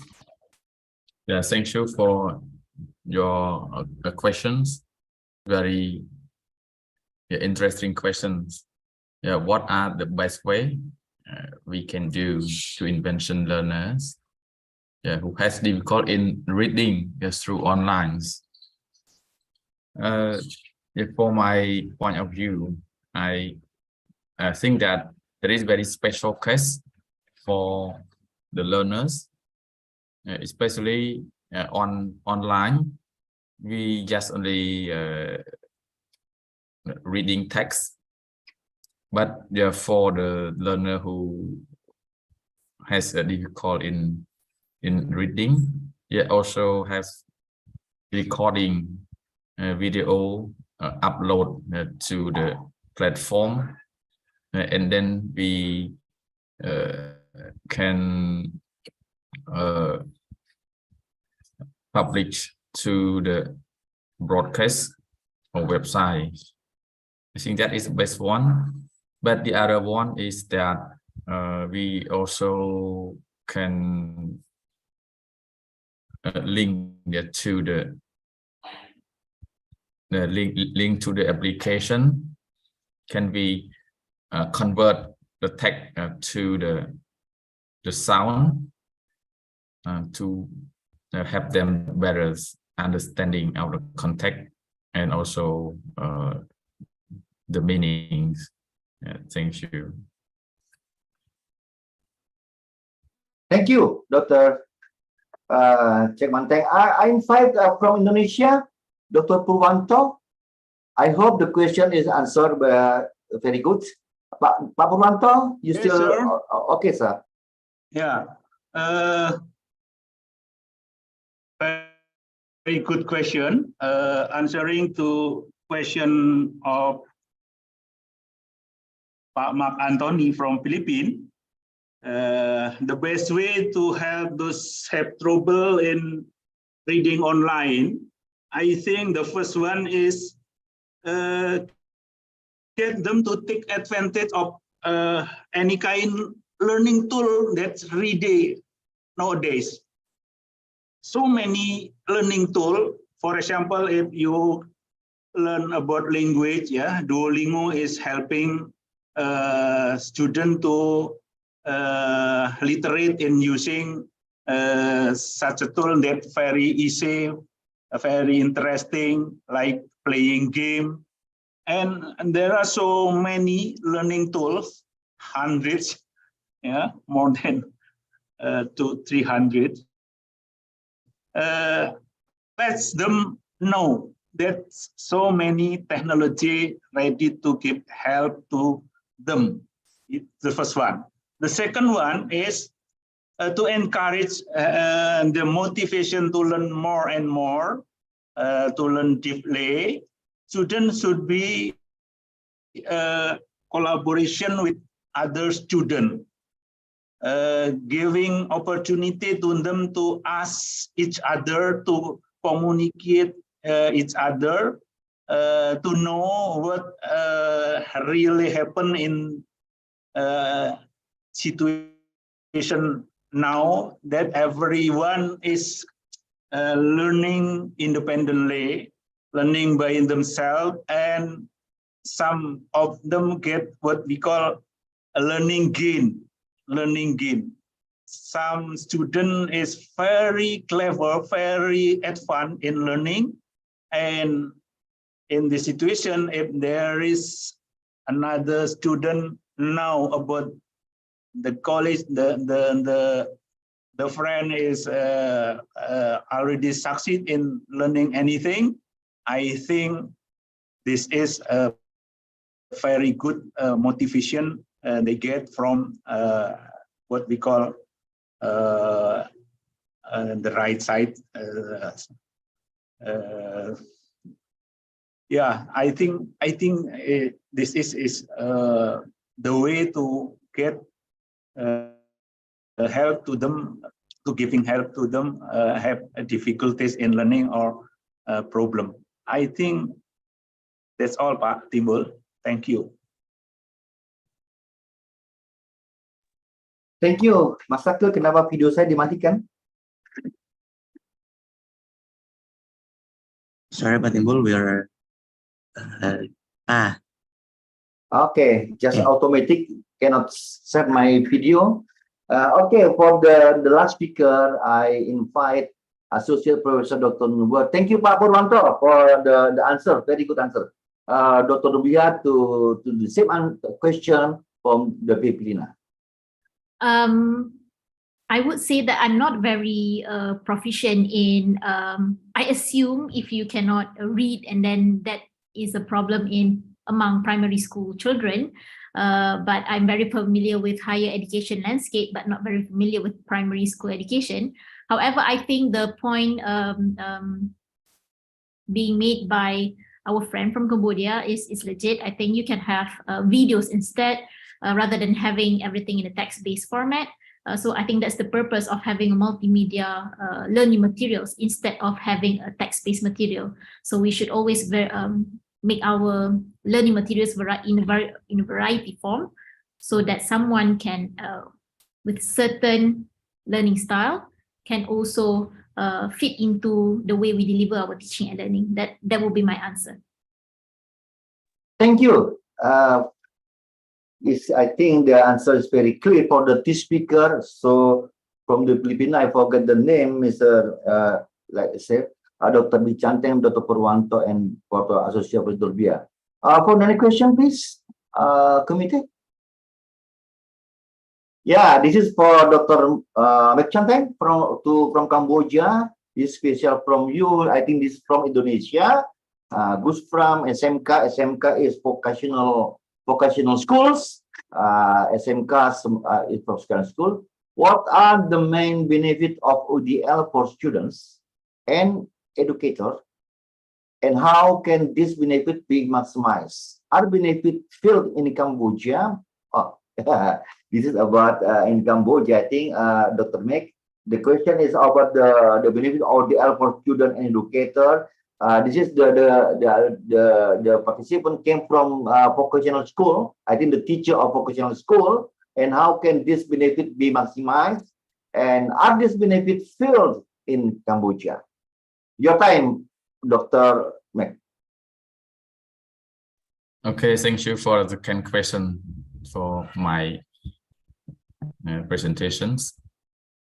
Yeah, as my presentation mentioned about how can we maximize cost and minimize cost and maximize effectiveness. Yes, actually, when we conducted online program, we generally it take less cost. For example, now we are webinars and conference. Actually, if we conference in person, we have spent much times and much budgets to travel to your country and together for presentation only 15 minutes and share each other, I think only 1 hour or 2 hours. But instead of this, we can communicate or conference online. It means that we reduce times and costs. For the student get benefit from ODLs.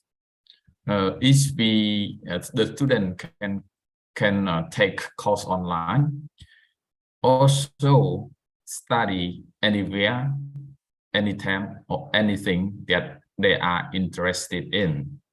For Cambodia, we are facing with the student who live in a remote area. The internet couldn't access properly, and but in the town or in the city, the internet speed the highest can access to the student. In the future, the government can offer the high-speed internet or level internet high-speed to everyone, and also formulate the policy.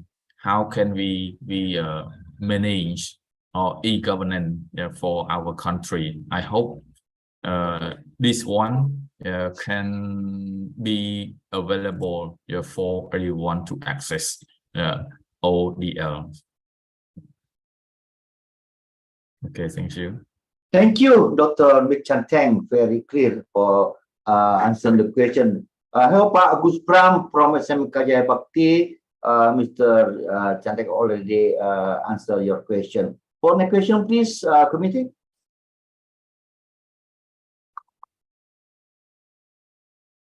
Yeah, this is from Michael, Gulf University, for Dr. Purwanto. What are some of the last technological development in open and distance learning? How are these technologies being used to enhance the learning experience for learner and educator? What are some of the last technology development in ODL? I think maybe it is in Indonesia, focus on. How are these technology being used to enhance the learning experience for learner and educator? This is very good question, Pak Put, because we talk about learning experience by the technology. Please, Pak Purwanto. Okay. Thank you for Mr. Michael. You have so very good question. I try to answer. Pak Timbul also. If we are talking about the initiative, the latest initiative to make distance learning, open learning, blended learning in Indonesia is doing well. We try to develop so many kind of we call learning model. One of the big model is what we call Merdeka Belajar, independent learning or free learning, or what you call. Our minister said that Merdeka Belajar is platform of the learning in Indonesia. Based on the order of the minister, our educators develop Merdeka Mengajar, learn from home, so many model.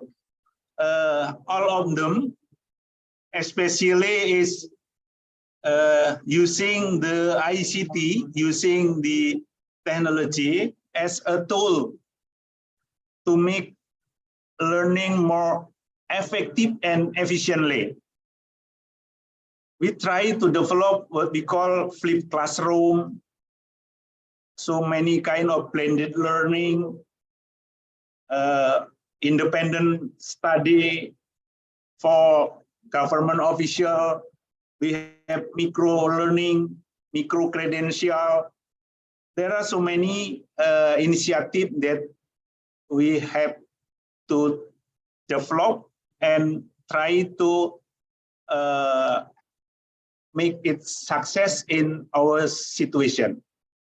So everyone, I mean, is educators and learners should be try the new learning model.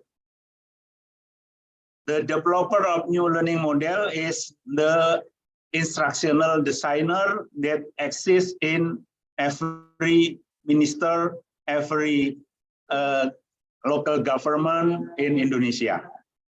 That's the answer. Thank you, Pak Timbul. Thank you, Dr. Purwanto. It's very clear. Yes, I agree with you about the technology can be support about the learning experience for teacher and students in the use technology in education. Okay, I think we have the last question. You can see the committee for the last question for Associate Professor Dr. Nurbiah Asukor. This is from Lintang Andita, that is from Indonesia, UPN Veteran Jakarta. The question is, in your observations, what are some successful of ODL initiatives in your country, in Malaysia, and what can other ASEAN countries learn from them? That is, this is your respective country. Okay. Okay. Please. Thank you for the question. First of all, I think I would like to highlight again, we have very specific definition about ODL. So our open and distance learning can be in the form of courses or can be in the form of program. So if you're talking about open and distance learning courses, we have micro-credential, MOOCs, open courseware. So those are example of ODL courses, I would say. But if you're talking about open and distance learning program, ODL program, that means that upon graduation, you can learn entirely online the whole 3 years and then earn a certificate from that.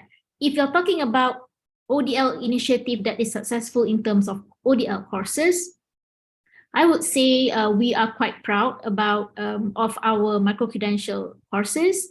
We in fact have this credit transfer program, credit transfer mechanism for students who wants to learn in any MOOCs, for example, from Indonesia or from any other country, and then they can apply for credit transfer from the certificate that they obtain from that MOOC into the current existing education system. So that is MOOC initiative or ODL course initiative that we have in our country. I think that maybe not very common in some other countries, that maybe you can that maybe ASEAN countries would like to explore more.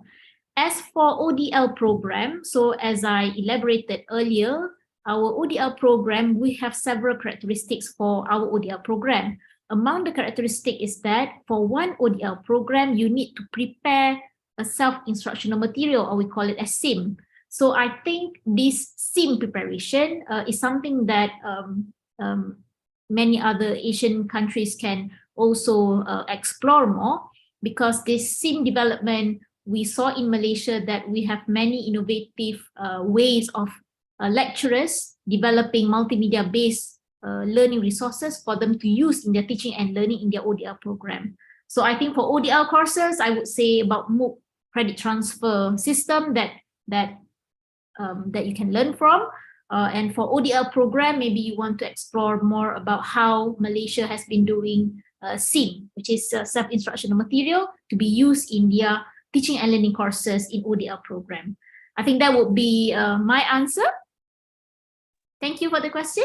Thank you, Associate Prof. Nurbiha. As you got this clear, that is two about ODL program and ODL courses. So you explained for both of them about the initiative. Thank you, Associate Professor Dr. Nurbiha, for the answer. I think Mr. Lintang Aditya is clear for you, the question? Hopefully. Okay, it looks like we have no more time for question and answer sessions. Excuse me, Pak Tibul. I have a question especially from Professor Nurbiha. It's possible? Okay, this is special from Indonesia for okay. Yeah. Please, your time, Dr. Purwanto. Yeah, continuing to the issue of collaboration among ASEAN countries, I have question for Professor Nurbiha Syukur from Malaysia. Yeah. Can school and campuses in Malaysia accept Indonesian children who live with their parents who work in Malaysia as a student? Can school in Malaysia serve migrant worker children using blended learning? Yeah. Yeah. Yeah. Yes, they can. I think collaboration to serve distant open learning to be realized better, then we really conducting open and borderless education that we have in our imagination or in our future. I think can certainly be done. Yes. Yeah. Okay. Thank you. Okay, Dr. Purwanto, is clear for you? Yes, very good. Very good. Yeah. If you talk about border area, I say we are the student also in Kinabalu. It's a lot of students there. We provide the system blended learning for our child in Malaysia. It's very good question. Okay. We thank you for your interest and enthusiasm in the first session and with this webinar. We have come to the end of the session. Once again, thank you to all speakers, Dr. Mik Cantik from Cambodia, Dr. Purwanto from Indonesia, and Associate Professor Nurbiha from Malaysia. Thank you very much. Very much. Thank you very much. Thank you very much. Okay, thank you. Now I am pleased to invite the speaker for the second session. The first speaker, we invite Dr. Nunuyi from Myanmar, will presenting about transformation of teaching and learning design in Yangon University of Distance Education.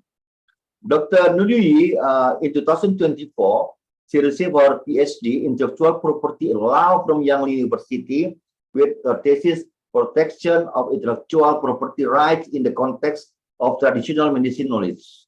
Currently, she is a pro-rector in Yangon University of Distance Education of Higher Education, and this is very special, the governing board member of Siamu Simolek.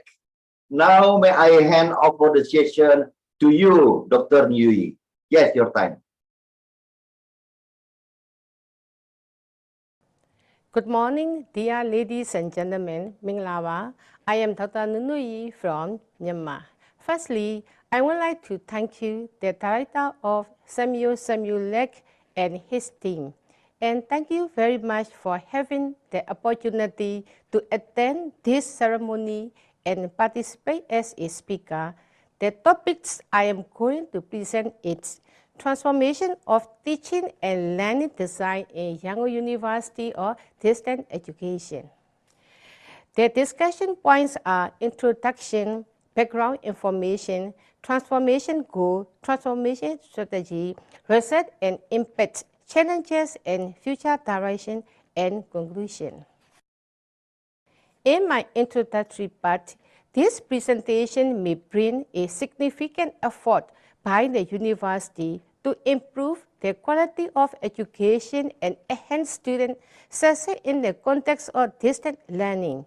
This transformation effort involves redesigning courses, incorporating new technology, and providing professional development opportunities for faculty, among other strategies.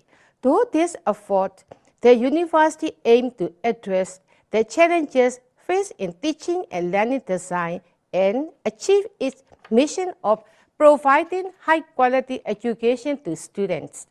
This presentation will provide an overview of the transformation effort, its goals, strategy, and impact so far, as well as future direction and challenges. The purpose of the transformation of teaching and learning design in Yangon University or distance education is to improve the quality of education and enhance student success in the context of distance learning. The scope of this transformation effort includes redesigning courses, incorporating new technologies, providing professional development opportunities for faculty, and other strategies to address the challenges faced in teaching and learning design. The ultimate goal of this transformation is to provide high-quality education to students and prepare them for success in their career and personal life. It can contribute to the development of their workforce and advancement of the society as a whole. Then, I will present about background information of Yangon University or distance education. Myanmar has a long history of offering education through distance learning. The Yangon University or distance education was established in 1998 to provide access to higher education to people who cannot attend traditional university. Our vision is to promote the educational opportunity by providing the technology-mediated distance education to all who wish to realize their ambition and fulfill their potential. Yangon University or distance education offers undergraduate and graduate programs in various fields of study, including social science and natural science. Yangon University or distance education also offers degree, diploma, and certificate courses under the HRD program. Especially, long online classes are popular among the students and highly demanding. HRD program also intend to be lifelong learning process. According to the National Education Law 2014, higher education institutions implement to create the good education environment to upgrade the quality of teaching, learning, research, and administration through the effective use of information and communication technology.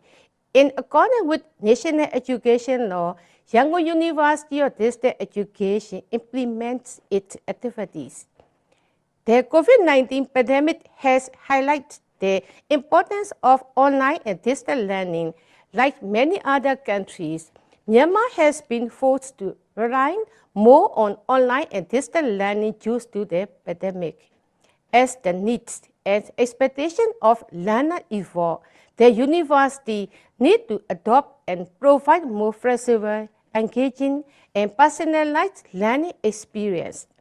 The rapid pace of technological advancement has led to the emergence of new tools and platforms that can enhance teaching and learning in distance education, such as learning management systems, interactive multimedia, and online collaboration tools. The university has recognized the need to improve student outcomes, such as graduation rates and achievement, and believe that transformation teaching and learning design can help achieve these goals. By transformation teaching and learning design, the university can better address the need of learners, leverage new technology, meet the growing demand for distance education, and improve student outcomes. This transformation effort is a proactive response to the changing needs and expectations of learners and the challenges faced by the university in providing quality education to students.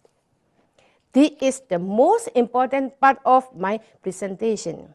The university has the goals of the transformation effort, such as improving student engagement, increasing student success, and enhancing the overall quality of education. The university aims to provide a more personalized learning experience for students that address their individual learning needs, interests, and goals, and curate more interactive learning experience that involve students in collaborative and problem-solving activities. By incorporating tools such as discussion forums, online group projects, and peer assessment, the university can promote active engagement and participation among students. By the use of messaging, video conferencing, and discussion forums, the university can facilitate communication and foster a sense of community among learners. One of the objectives of the university is to leverage multimedia such as video, simulation, and animation to create engaging and learning experience that capture student attention and help them understand complex concepts more easily. The transformation effort at Yangon University of Distance Education has several goals for increasing student success and increasing graduation rates by providing students with the resources and supporting they need to complete their program successfully. This includes offering clear and accessible pathway to graduation, providing opportunity for academic recognition and achievement, and supporting students in their academic and professional goals. The university intends to promote lifelong learning by providing students with the skill, knowledge, and confidence they need to continue learning throughout their life. This includes promoting critical thinking, problem solving, and creativity, and providing opportunity for continuous learning and professional development after graduation. By focusing on these goals, the university can provide a more effective and supportive learning environment that promotes student success, enhances student outcomes, and prepares students for lifelong learning and career success. So, to achieve the transformation goals, we need to build up transformation strategy that we implement our destination. The university is investing in digital infrastructure such as a high-speed internet, learning management system, and digital tools and platforms to support online learning and collaboration. The university is providing training and supporting to faculty and staff to ensure they are equipped with the necessary skills and knowledge to effectively use digital tools and platforms for teaching and learning. This includes training in online pedagogy, instructional design, and digital literacy. The university is redesigning courses to incorporate digital technology and best practice in online teaching and learning design to enhance student engagement and learning outcomes. Yangon University of Distance Education is utilizing various strategies to provide professional development opportunity for faculty by providing training and supporting to faculty to ensure they have the necessary skill and knowledge to design and deliver effective online course effectively. This includes creating opportunities for faculty to share best practice for professional development opportunities to support faculty in their teaching and learning design. The university is also providing ongoing support to faculty to ensure that they have the necessary support and resources to effectively implement their teaching and learning design.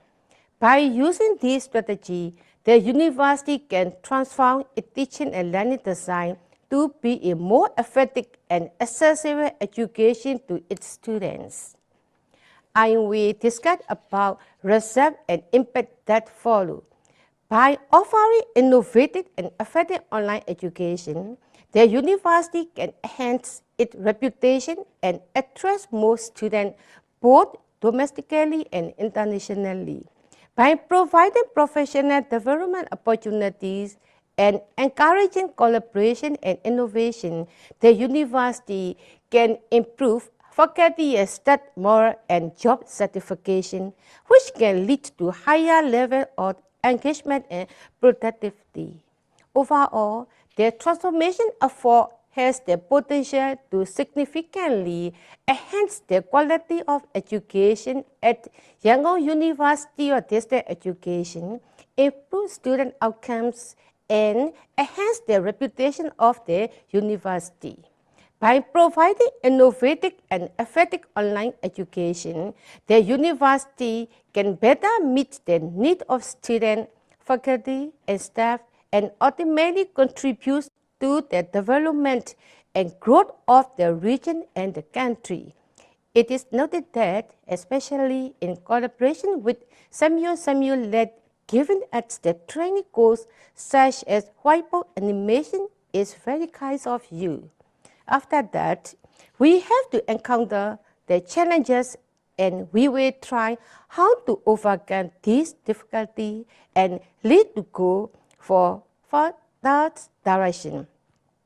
One of the biggest challenges is ensuring that all students have access to the necessary technology and internet connectivity to participate in online courses. The university needs to provide support to students for their possibilities. Another challenge is ensuring that faculty are adequately prepared to design and deliver online courses.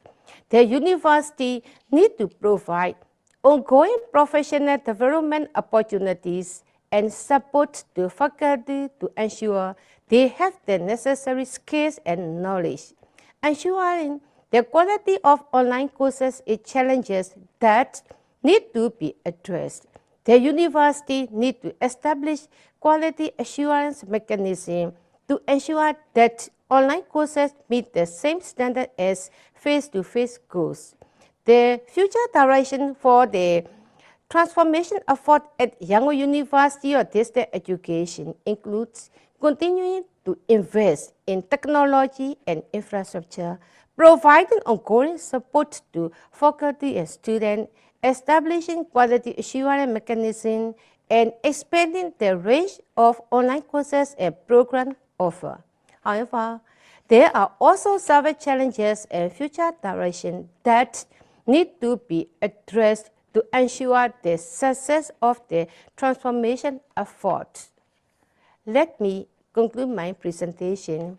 In conclusion, the transformation of teaching and learning design in Yangon University of Distance Education is an essential effort to improve the quality of education by incorporating new technology, providing professional development opportunities for faculty, and implementing effective teaching and learning design strategy. The university can enhance its reputation and attract more students. However, the transformation effort also face several challenges. The university need to address these challenges and invest in technology, faculty development, and quality assurance mechanism. By doing so, the university can continue to innovate and provide high-quality education to its students, contribution to the development and growth of the region and the country. Thank you for your kind attention.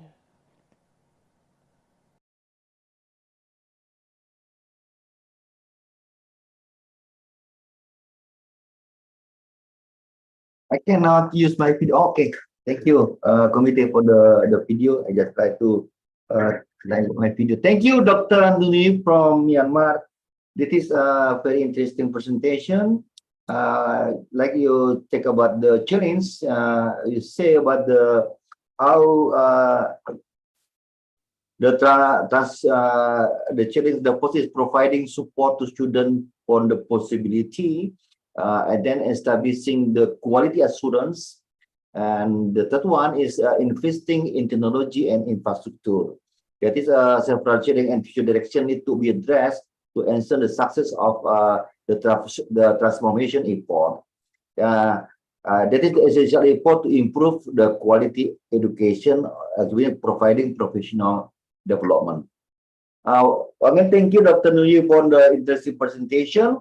Before we going to our next speaker, if you have any question or comment to Dr. Nuyi, please type them into the comment box in YouTube. The committee will try to screen the question and will bring them to in question and answer session later. And now we move to the next speaker. This is from the Philippines. Dr. Melinda de la Pena Bandalaria. With the title, the topics, open and distance learning in the Philippines, status, direction, and challenge. Dr. Melinda is a full professor at the University of the Philippine Open University, UPU, and has been the chancellor since 2016. She also ambassador for Open Educational Resources, OER 2021 to 2022, and member of the executive board 2022 to 2025 of the International Council for Open and Distance Education, ICDE, and the governing board member of SIMOLEC. That is the from this year. I think for last year 2022 up to 2025, she also served as the president of the ASEAN Association of Open University (AOU) in 2017 to 2019. Her contribution to the field of open flexible distance learning has been recognized through the Meritorious Service Award covered by the ASEAN Association Open University (AOU) in 2021 and the Prize of Excellence conferred by the International Council for Open and Distance Education (ICD) also in 2021. Please, Dr. Melinda, the time is yours. Good day, everyone. I send my special greetings, warm greetings from the Philippines to all of you who are here with us in this session today. And of course, I would like to thank our colleagues at the SIMU Secretariat for this opportunity to be part of this very important event. So let me share my presentation. I titled my presentation Overview and Future Goals of Open Flexible Distance Learning in Southeast Asia as part of our moving forward in this mode of delivering instruction. So I am Dr. Melinda Bandalaria and currently the Chancellor at the UP Open University.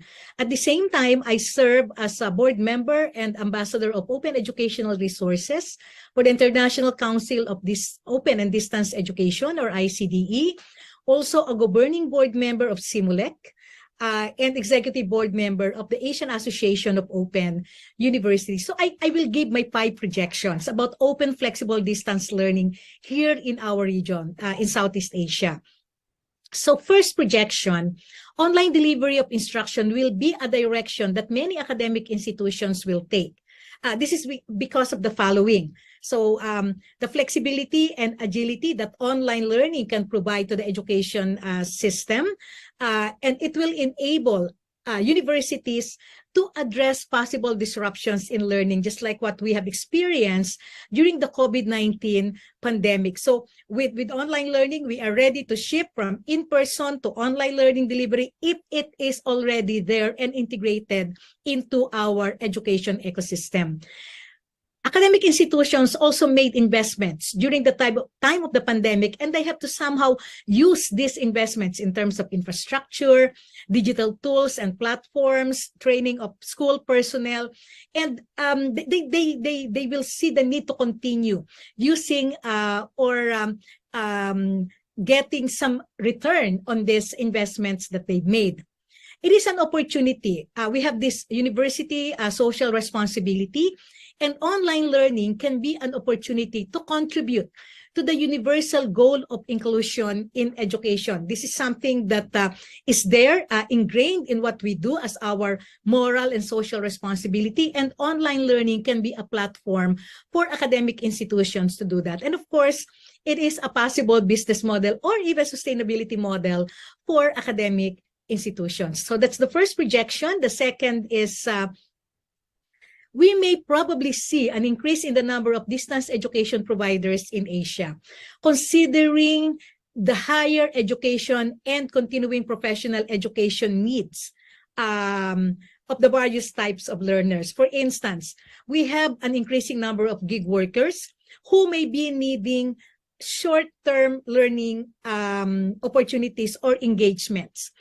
There will be many universities who will probably be dual mode institutions, such that they will have programs offered in the in-person mode or conventional mode, and there will be programs that they will offer in the distance education mode, so that they will be able to include and cater to the learning needs of the various types of students. The third projection, of course, we've been hearing a lot about this, the micro-credentialing, but it will not just be a buzzword, given its potential to address the short-term learning needs of the various types of students.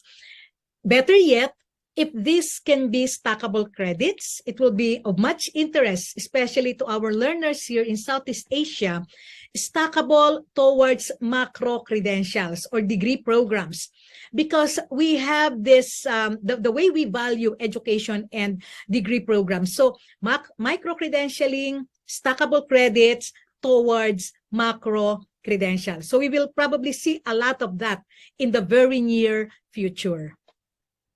The fourth projection is the emergence of another category of learners. And at this point, I would like to call them hybrid learners. Those who combine in-person learning, they will be in the classroom to attend to their classes, learning needs, etc.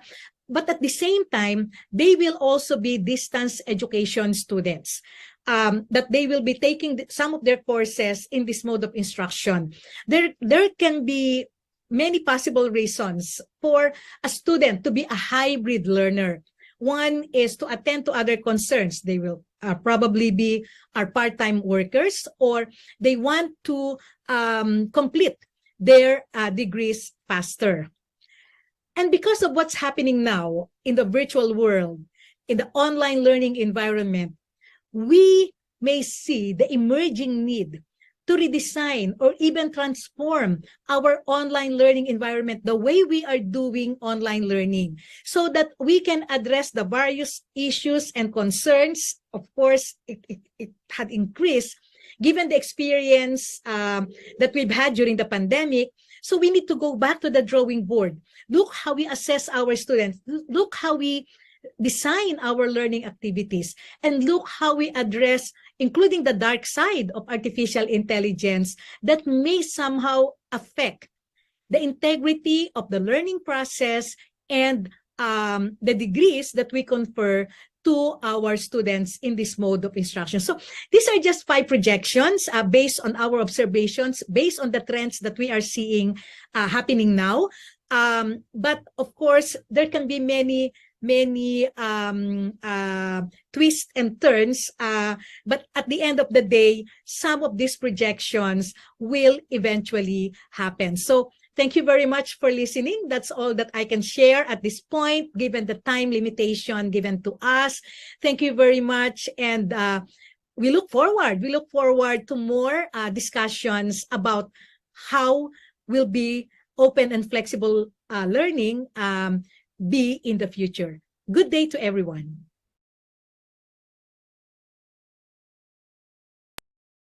Thank you, Dr. Melinda Della Penabadala, our Simology member special officer. I just write some notes for, I think my video is okay now. Oh, my video is closed by the committee. Okay, I know to see my video. The first, you call about the 5 projections. The first is online delivery of instructions. And the second one is probably an increase in the number of distance education providers in Asia. And then number 3,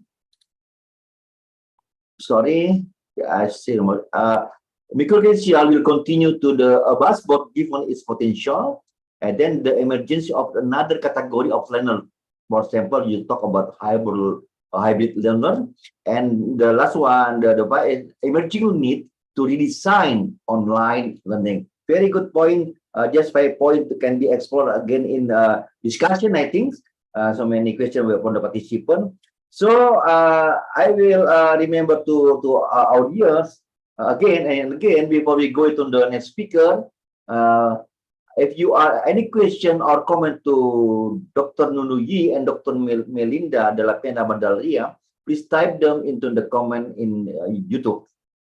Now we are with our speaker. This is Associate Professor Sita Yinkuntitapon from Malaysia.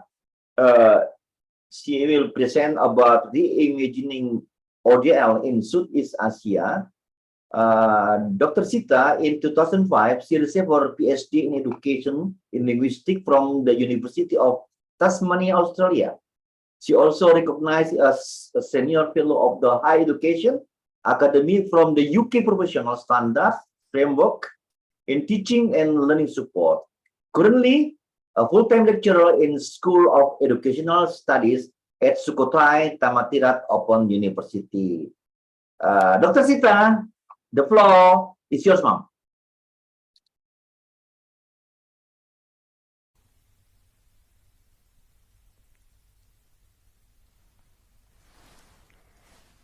Sawadika and good day you all. I wish you find yourself well wherever you are in the world. My name is Sita Yemkantithabon, the lecturer from Sukhothai Thammasat Open University in Thailand, the one and only that use the distance learning online system university in Thailand. Okay, so today I'm talking on behalf of our university to talk on the current state of online distance learning in Thailand. Okay, but first of all, I'd like to see and talk about the introduction and the pictures of Thailand context. So the population in Thailand, we have 65 million people, and you can see that we have male and female. The number of female is a little bit like more than male, participant in Thailand population, I mean. All right. And for education system, we have formal education, non-formal education, informal education, and lifelong learning education. For education statistics here in June 2022, we have the number of schools, number of classrooms, and number of teachers here and number of students. But here we talk about the basic education in Thailand only, not university level. And for the educational budget that you can see here, but comparing to other country, we might use a little bit, much budget than other country. And of course, we still use, less budget than other country as well. I mean, in Asia. Then we're going to talk about the ICT related stat in 2022 that you can see that we have 52.2 million internet users in Thailand. That is 79.3%. Okay, and they have gained about 3.6 million per year, a lot. right? And for the internet usage statistic per day, they use 7 hours and 4 minutes. But look at these. For the students, they use 8 hours and 57 minutes per day. Wow, that I can say that I don't know whether they use for learning or for communication or for playing game, but they use about 8 hours and 57 minutes per day. That's a lot, huh? And for the computer devices, we have smartphone that use a lot in the country. It's 97.07%, and the tablet, and then the laptop or notebook. And the main objectives of internet usage, they are for communication, that the first priority, it's 92.21%, and for financial services, it's 83%, and for online learning, it's 69%. Okay, and here we go. We also see the ICT related stats here. For the household with a computer, they have 24.6%, and household for with internet access, we have 89.9%, and household with mobile devices, they have 96.9%. And you can see here from the pictures, they have mobile phone usage is 95.0%, and internet usage is 87%, and people who have mobile devices, it's about 88%. Here we go. So why I have to show you these? Because I like to draw the pictures to let you know all over in Thailand. All right, and you can see here, this is very important. In Thailand, we have the policy and program on technology and education. We have the national strategy. We have the Digital Thailand Plan. We have ICT Master Plan. We have MOE Digital Transformation for Education Action Plan. We also have University School ICT Plan, and we also have ICT for Classroom. And we have the goal in 2037 that is to become a developed country with security, prosperity, and sustainability in accordance with the sufficiency economy philosophy. That's the goal in Thailand, that we need to be there, okay, in 2037. To explain this, to explain the goal, they need to create national security for public contentment. They need enhance development capacity to promote constant economic development. They also need to promote multi-intentional human capital development for righteous, skillful, and qualified citizens. They also need broaden opportunities and promote equality in society. They also need to improve quality of life based on green growth, and lots of all, they also need to reform government administration with a focus on public interest. These are goals in Thailand that we need to be in 2037. But how about now that in our university, we also have the goal. I can say that it's a short-term goal, but it's very important that we need to go there in 2037. But for the short-term goal, you can see here. Here we go. For our university, we have like 4 things that we need to do. Okay, and we are doing it right now. I can show you right away. The first one, we need to use the online teaching approach to support University Transformation Plan from 2022 to 2026. Here we go. And for using online teaching approach, we need here, you can see here, for undergrad degree level, we need to transform the course into a fully online teaching and learning course. You can see in the past that we use like online and on-site, okay, together, and students use many ways to learn. But here in 2022-2026, we need the first one, use online instruction material or the ebook.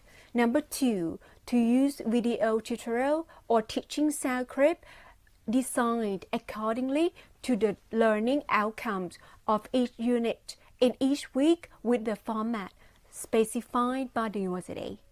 And 3, to use external learning resources provided by the academic committee. And 4, to use external learning resources provided by the library.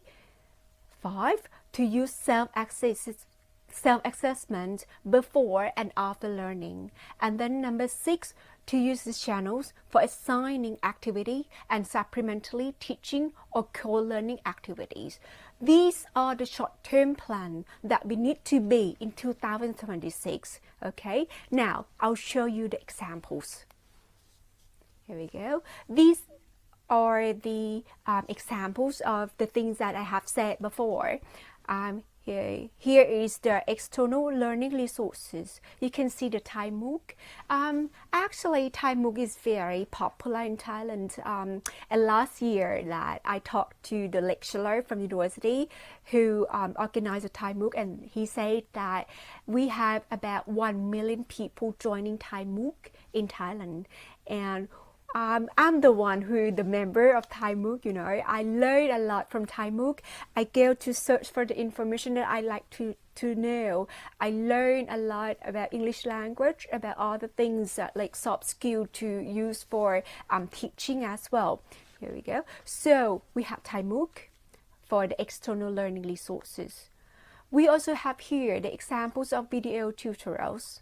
Okay, we have a lot, and we do it all over again to make sure that everybody can learn from the video that we use. Okay, and students do not get bored when they learn from the tutorial video. Sorry. And here they have the self-assessment form. Okay. Normally they use the Moodle, okay, the Moodle application. I use these in my class as well when I teach the intensive learning, the English intensive learning. So they have to use the Moodle for the self-assessment form, and easy and convenient. And we also have the e-learning here. You can see. All right, and lots of subjects that we use the e-learning. There we go. And number 2, we need the study plan equivalent. In Thai language, that actually we call G1, G2, G3, but equivalent to A1, A2, and A3. Okay, so here we go. So online distance learning in Thailand aims to improve and develop the distance education management system to be more efficient, modern, convenient to students so that they are happy and enjoy learning, and to ensure that they meet the international quality and standard. That the things that is very important. And in academic year 2022, our university has adjusted the teaching and learning plan to A1, A2, and A3, as I said, into a new format that will help promote learning and increase the chances of academic success in accordance with the expectation of students. I'll show you a little bit of A1, A2, and A3. Look at A1. The A1 is plan is a self-study through print and online media. So they learn to print and online media. For A2 is a self-study through ebooks and online media together with participating in additional online teaching to enhance content understanding in addition to self-study. For A3 is a self-study through ebooks and online media in conjunction with participating in co-learning activities to apply knowledge and increase experience of the students, and students love it a lot. You can see here, all right, from the pictures. And for number 3, we have a channel for accessing online learning material. STOU had access to teaching material for students and the general public by storing them in a warehouse of knowledge, including video clips, audio clips, and academic journals, so that learners and those who are interested can find and choose what program conveniently and quickly, both website and social media. You can see here we have S3 channel that a lot of program that is very interesting, fun to learn, fun to look at it, you know. And you can see it from YouTube and SoundCloud and S3 Media at S3 e-learning. And the last one here, oh, these are the examples here. Okay, and the last one, we also have the STOU modular. It is delivered that undergraduate degree program provided in a form of a modern system that courses are designed to support student lifelong learning in a form of non-degree program, and students can accumulate the study credit in the credit bank system. So these are things that we are planning, and we are doing it right now from 2022 to 2026, and it's very important. And I think in the near future, okay, we can show you how we go and how students learn and how fun they have with all the things that we chose today. All right, so I wish I have tell you all about our university and our plan in Thailand in the future. Okay, and you have any questions and comment, we can talk to you later. Thank you so much. Thank you, Doctor. Sorry, Professor Ayushita. Sorry, my video stuck in place. Okay, thank you, my video. Thank you, Associate Professor Sita Yim Kutita Fons. That is very wonderful sharing with for us. I see interest about you tell about the Thailand Vision 2037. That's the course security, prosperity, sustainably, and you have 4 points to share with us. The first is online teaching approach to support university transformation plan 2022-2026.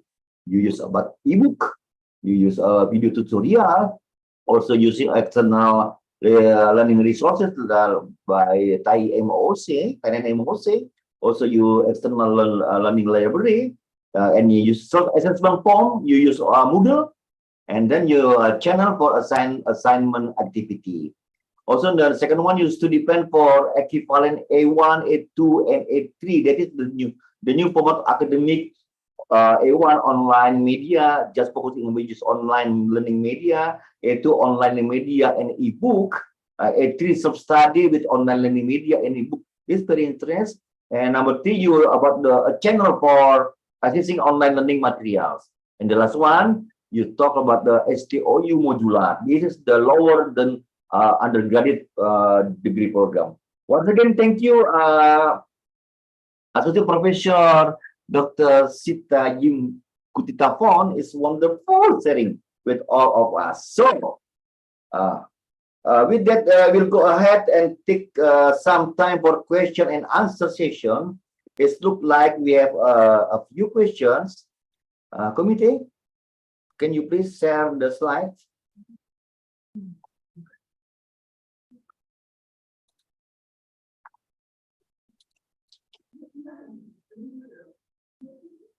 We're waiting for the committee to view the questions.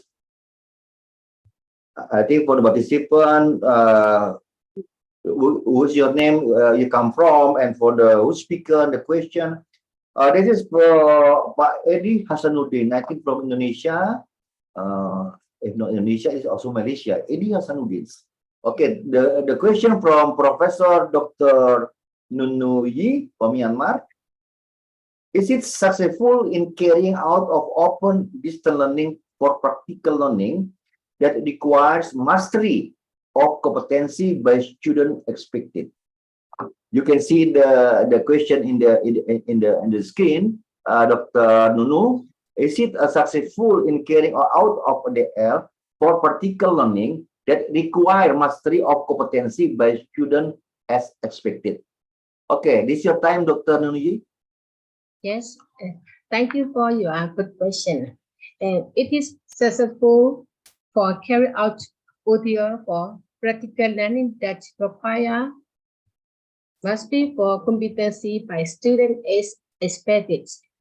Yes, all institutions need to use an updated system that integrated together to support them to improve our process, and we have to fulfill necessary skill of technology that also require to transform an institution. And we have to set the concrete planning for our lifelong learning program. And then, now we are planning and implementing the activity concerning with ODL. These as I present in my presentation, and we try to have good access of internet, and we set the plan with strategy to implement, to use the digital accessory for teaching and learning environment, and we try to deliver effective online course and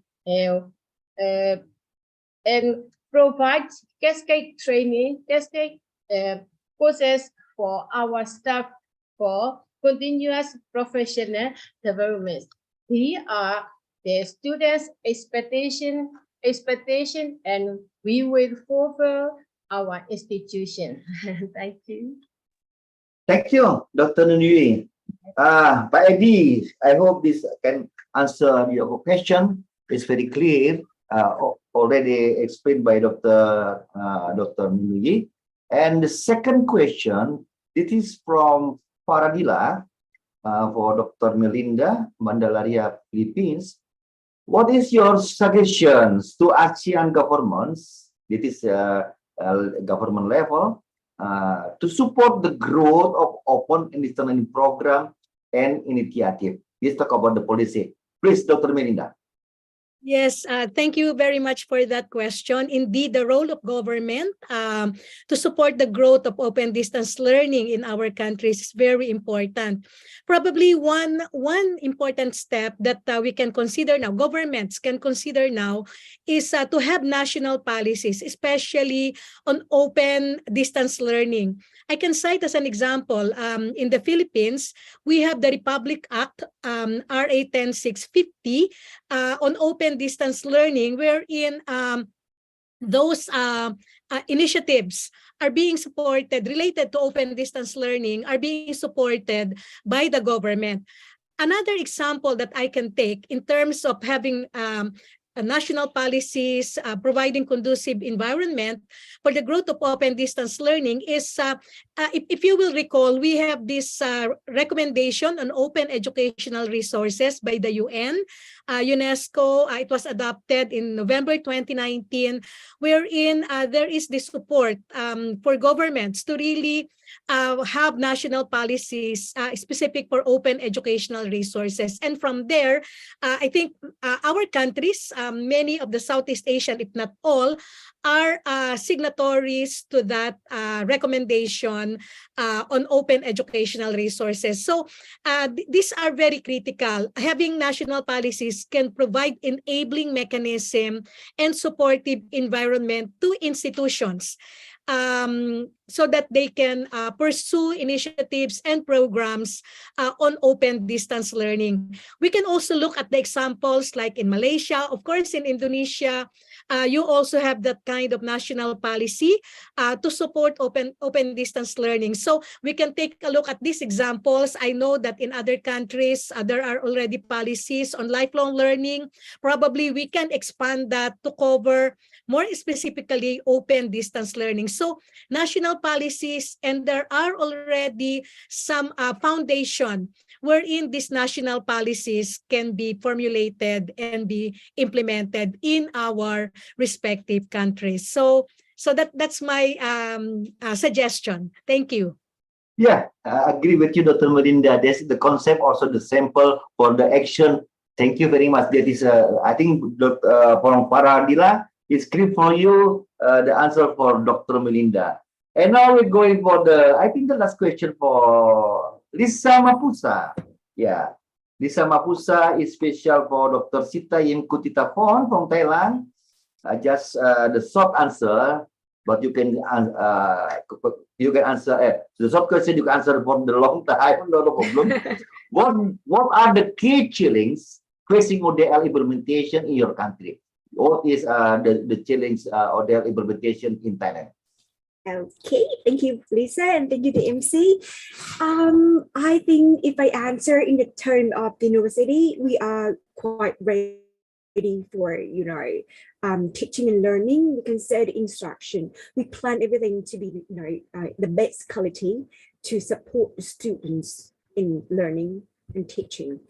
But about the challenges, I think it's going to be the student themselves, because it's online distance learning. So they have to manage themselves quite well to be, open to learning and teaching and things, and they have to find a time, not procrastination, delayed for another day. The student always say, okay, teacher, I like to learn with you, but wait for tomorrow and then come back.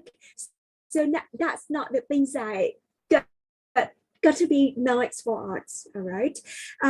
So I can say that for our term, we are ready for like manpower, the budget, the material. We can prepare for the students 100%. But how about the students? This is the questions that I like to ask. If they are ready to study, they learn it today, now, not tomorrow. Thank you. Thank you, Dr. You very exciting, clear for the question. So, it looks like we have no more time for the question and answer session. Thank you for the interest and enthusiasm in joining the webinar for the question. Please excuse us for not being able to respond to all participant comments and questions, as we received many in YouTube, many questions in YouTube.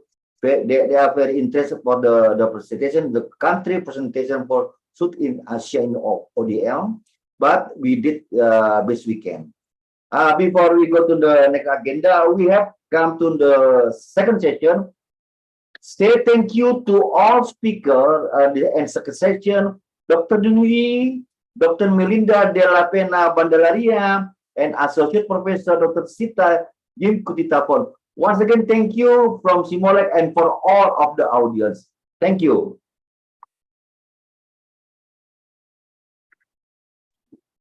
Thank you to our wonderful moderator, Mr. Timbul Pardede, for keeping the session engaging and informative. Thank you, sir. Moving to our next agenda, I would like to invite Dr. Wahyudi, the Director of Samolek, for a summary and closing. Dr. Wahyudi, time is yours.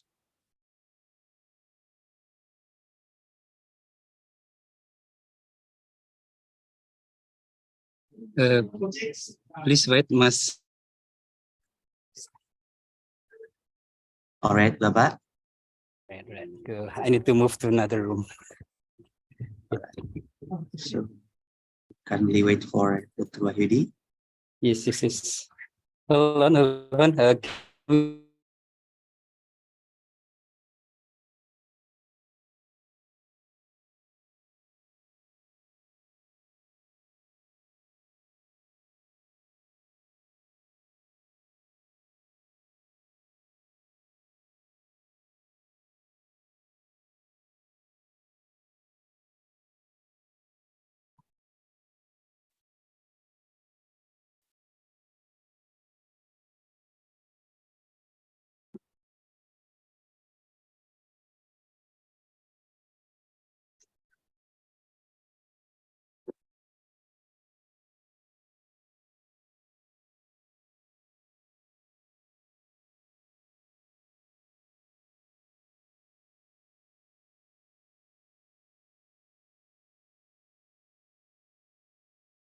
All right, ladies and gentlemen, while we are waiting for Dr. Wahyudi, I would like to inform that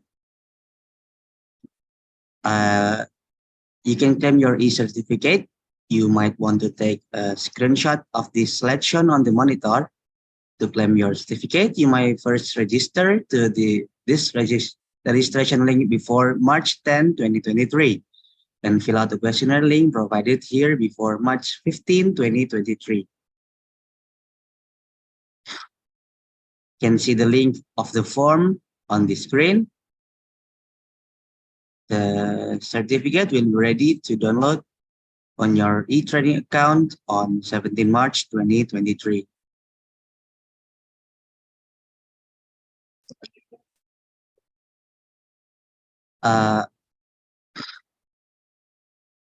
May I present to you also the social media account of Siamolek as shown on your screen. Please feel free to follow us and you will be the first to find out the newest info of our programs from these different platforms.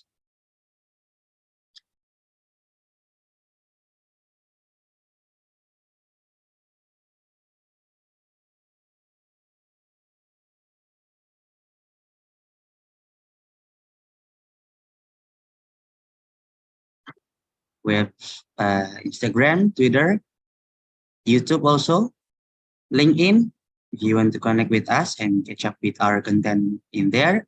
Also Facebook, and visit our web on www.siamolek.org. We are active on all of our social media to share the knowledge and information about our activity, and also another knowledge about open and distance learning.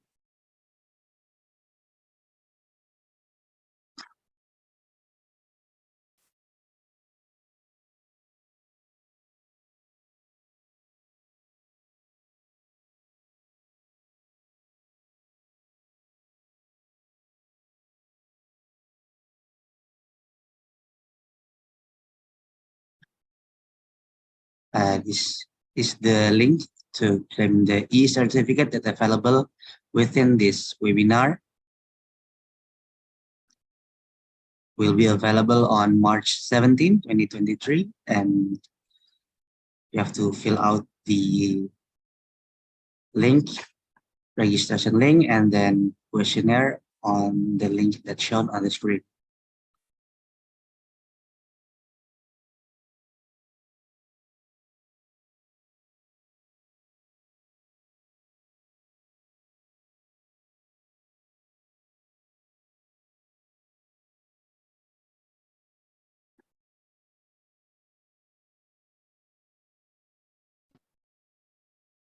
Sorry, Mas Akil, I lost the connections. No problem, Bapak. Okay, good. All right. Are we ready? Good to go?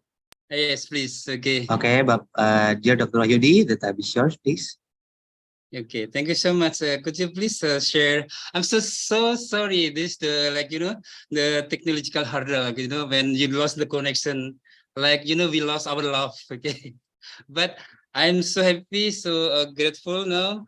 Can you see me now clearly? Yeah, much better, much more handsome. Hopefully, thank you.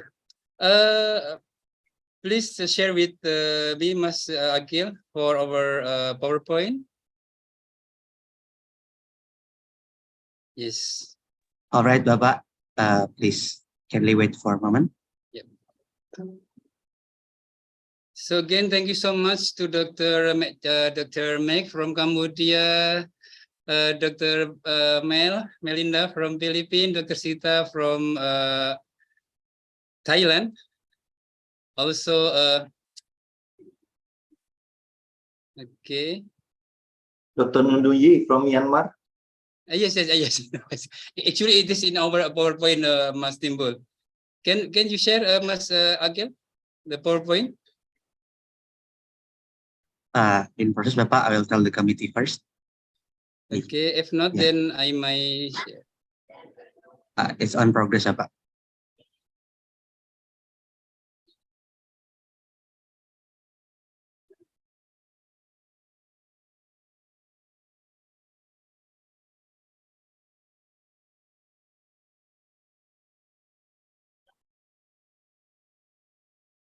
Okay, let me share then from my set if you cannot share from your set. Okay. Yes. Can you see it now? Clear, Bapak? Thank you so much. Okay.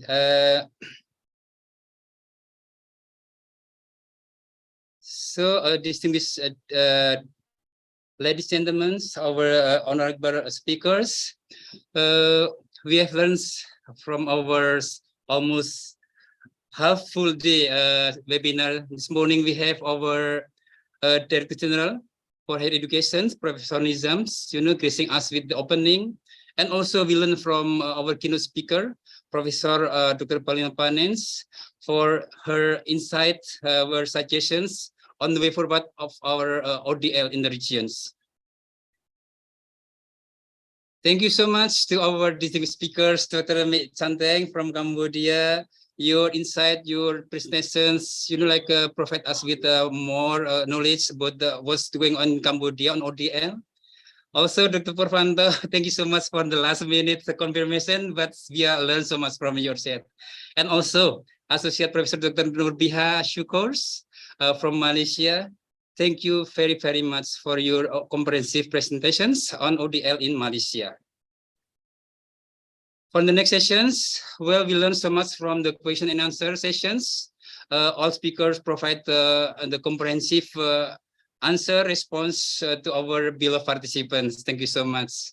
For the second session too, thank you, Professor Dr. Nunuyi, our GB member from Myanmar, for sharing with us the latest development of ODL in Myanmar, especially in university. Dr. Melinda Bandaria, thank you so much. Finally, you can join us for, entertaining our participants with your insight, your wisdom, and so on. Of course, last but not least, Dr. Sita from Thailand. Well, in these short times, I would like to, we try humbly to summarize what is the opportunity of the next features of distance learning in our regions. Yeah, the first ones, yeah. Indeed, ODL is the potentials in our regions to increase access to education, provide flexibility, improve cost effectiveness, and promote lifelong learnings. Here in the exam, we just talking about how to provide the low-cost educations, but with the quality, and also about the lifelong learnings. Secondly, we learned the pandemic has accelerated adoption of ODL concepts in the form of emergency remote learning area. I think most countries learn about these ones. And also, thirdly, the successful open distance learning implementations in our regions include the establishment of online learning programs and open universities. We learn from many countries in our regions. Next, continued professional development for teachers is important to encourage the effective use of digital technologies. And then for the next points, the future of ODL in our regions is very promising, with increasing interest and investments in digitalization and AI-powered learnings. Now we're talking about AI technology, make our life both challenging, but also help us in finalizing our duty. The 6 points, open distance learning can provide opportunities for individuals to earn micro-credential. We just talked about it in our CPRN meetings, upgrade their skills, and also maintain work-life balance. And lastly, ODL enables individuals to work and learn remotely and collaboratively. I learn also now, and also building a community of learnings. Move to the next slides. We also learned the challenges ahead for ODL implementation in ASEAN, and we'd like to work into 4 points. The first one, we learned that limited infrastructures, the digital divides in our regions, and also quality assurance are significant challenges that need to be addressed together. Secondly, addressing these challenges is critical to the successful implementation of ODL, any ODL initiative. The third ones, the governments, educational institutions, and other stakeholders are required to work together to ensure that the ODL initiative are accessible, effective, and of high quality. We cannot compromise the quality. And finally, continuous teachers' professional developments that equips our teachers with the competency to effectively use digital technologies, engage learners in online environments, and manage the learning process is very important to encourage teachers to go beyond their traditional teachings. This is a big challenge for us. And well, humbly, we would like to propose the suggestions how to address the challenges of our future open learnings. The first ones, we should develop a common framework for ODL implementations. Okay. We believe that the development of common frameworks can provide a shared understandings of ODL implementations across our regions. This framework should identify the key issues and challenges of ODLs, including infrastructures, quality assurance, student support service, and capacity building for educators. Second, we need to invest in ICT infrastructures. Yeah, we do believe the successful implementation of ODLs depends on the availability and quality of ICT infrastructures. And we should recommend the ASEAN countries should invest in ICT infrastructures to provide reliable and high-speed internet connectivity, access to digital devices, and other technologies necessary for ODL delivery. Of course, we also think about how about the remote area. Then on the next weeks, we will have our internet offline webinars. Please join with us. The next recommendation is we need to enhance capacity buildings for our educators. To ensure the educators are prepared to deliver quality ODLs, our ASEAN countries should provide professional development opportunities that focus on ODL pedagogy, curriculum developments, and the effective use of technology. The next point is we need to strengthen quality assurance mechanisms. Yeah, because we have no guarantee on the quality of ODLs. Yeah. We should suggest our ASEAN or member countries to establish quality assurance mechanisms that ensure the quality of ODL programs. These mechanisms should include accreditations, monitoring, and evaluation of ODL programs. The next point is foster collaborations among the member countries. Yeah. No doubt that collaborations among the ASEAN countries can provide a platform for sharing best practices, knowledge, and resources in ODL implementations. Yeah. Also, the member countries can leverage partnership with international organizations like the UNESCO, UNICEF, and so on, and also institutions to access resources and expertise. So collaboration is a must. Yeah, we cannot do our program alone. And again, doing alone you can go faster, but doing collaboratively we can do more and more successful as well. The next point is provide student support services. I do remember when as a student of Open University, the student support is the essential ingredients of the successful ODLs. Yeah. So we will recommend the ASEAN countries to provide comprehensive student support services, including counseling, tutoring, and mentoring to enhance student success in ODL program. Because not all students is self-reliance in their programs. Yeah. Luckily, I was that one. So. And also that time when I study at Open University Buka, we have so high quality of student support service. Whenever I raise them, they immediately reply to our request, question, and so on. Okay. The support service also address issue related to student access and equity. Yes, there's another issue we need to address. And finally, this one, the sexy ones. We need to develop a sustainable funding models. Yeah.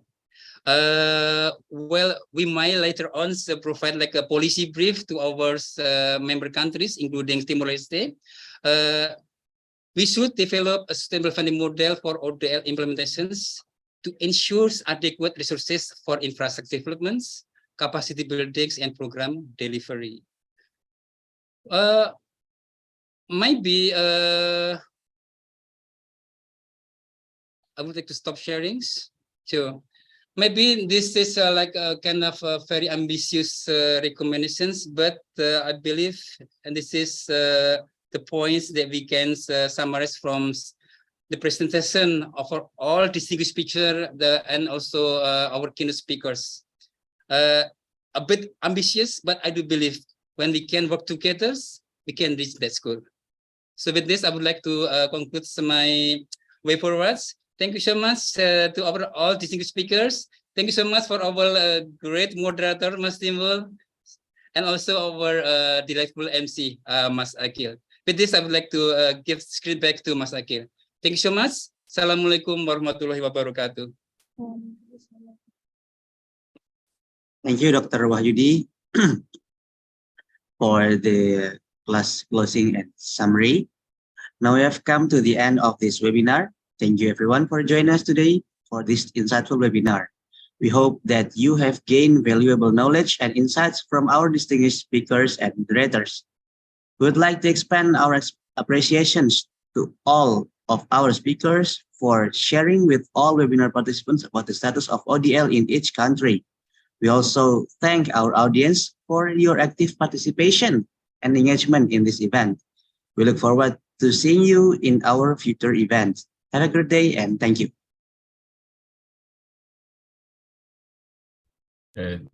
Thank you, everyone. See you for the next event and webinar. Thank you.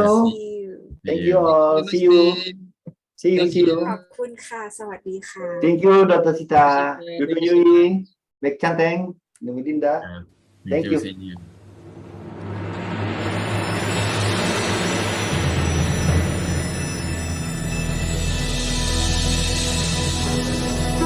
It's time to Thank you, sir, man. Fatim, thank you. Fadil, thank you. Alin. and promising future. We'll rise to the call of the times and create a stronger tomorrow. Let's start to make a difference, teaching everyone to learn through science, health, and technology. We will share our expertise by promoting knowledge and policies. We can build a better world. Let us take a stand for our visions of hope, making future plans for the people to grow in a life filled with happiness and great irresistible. Building the future is our legacy.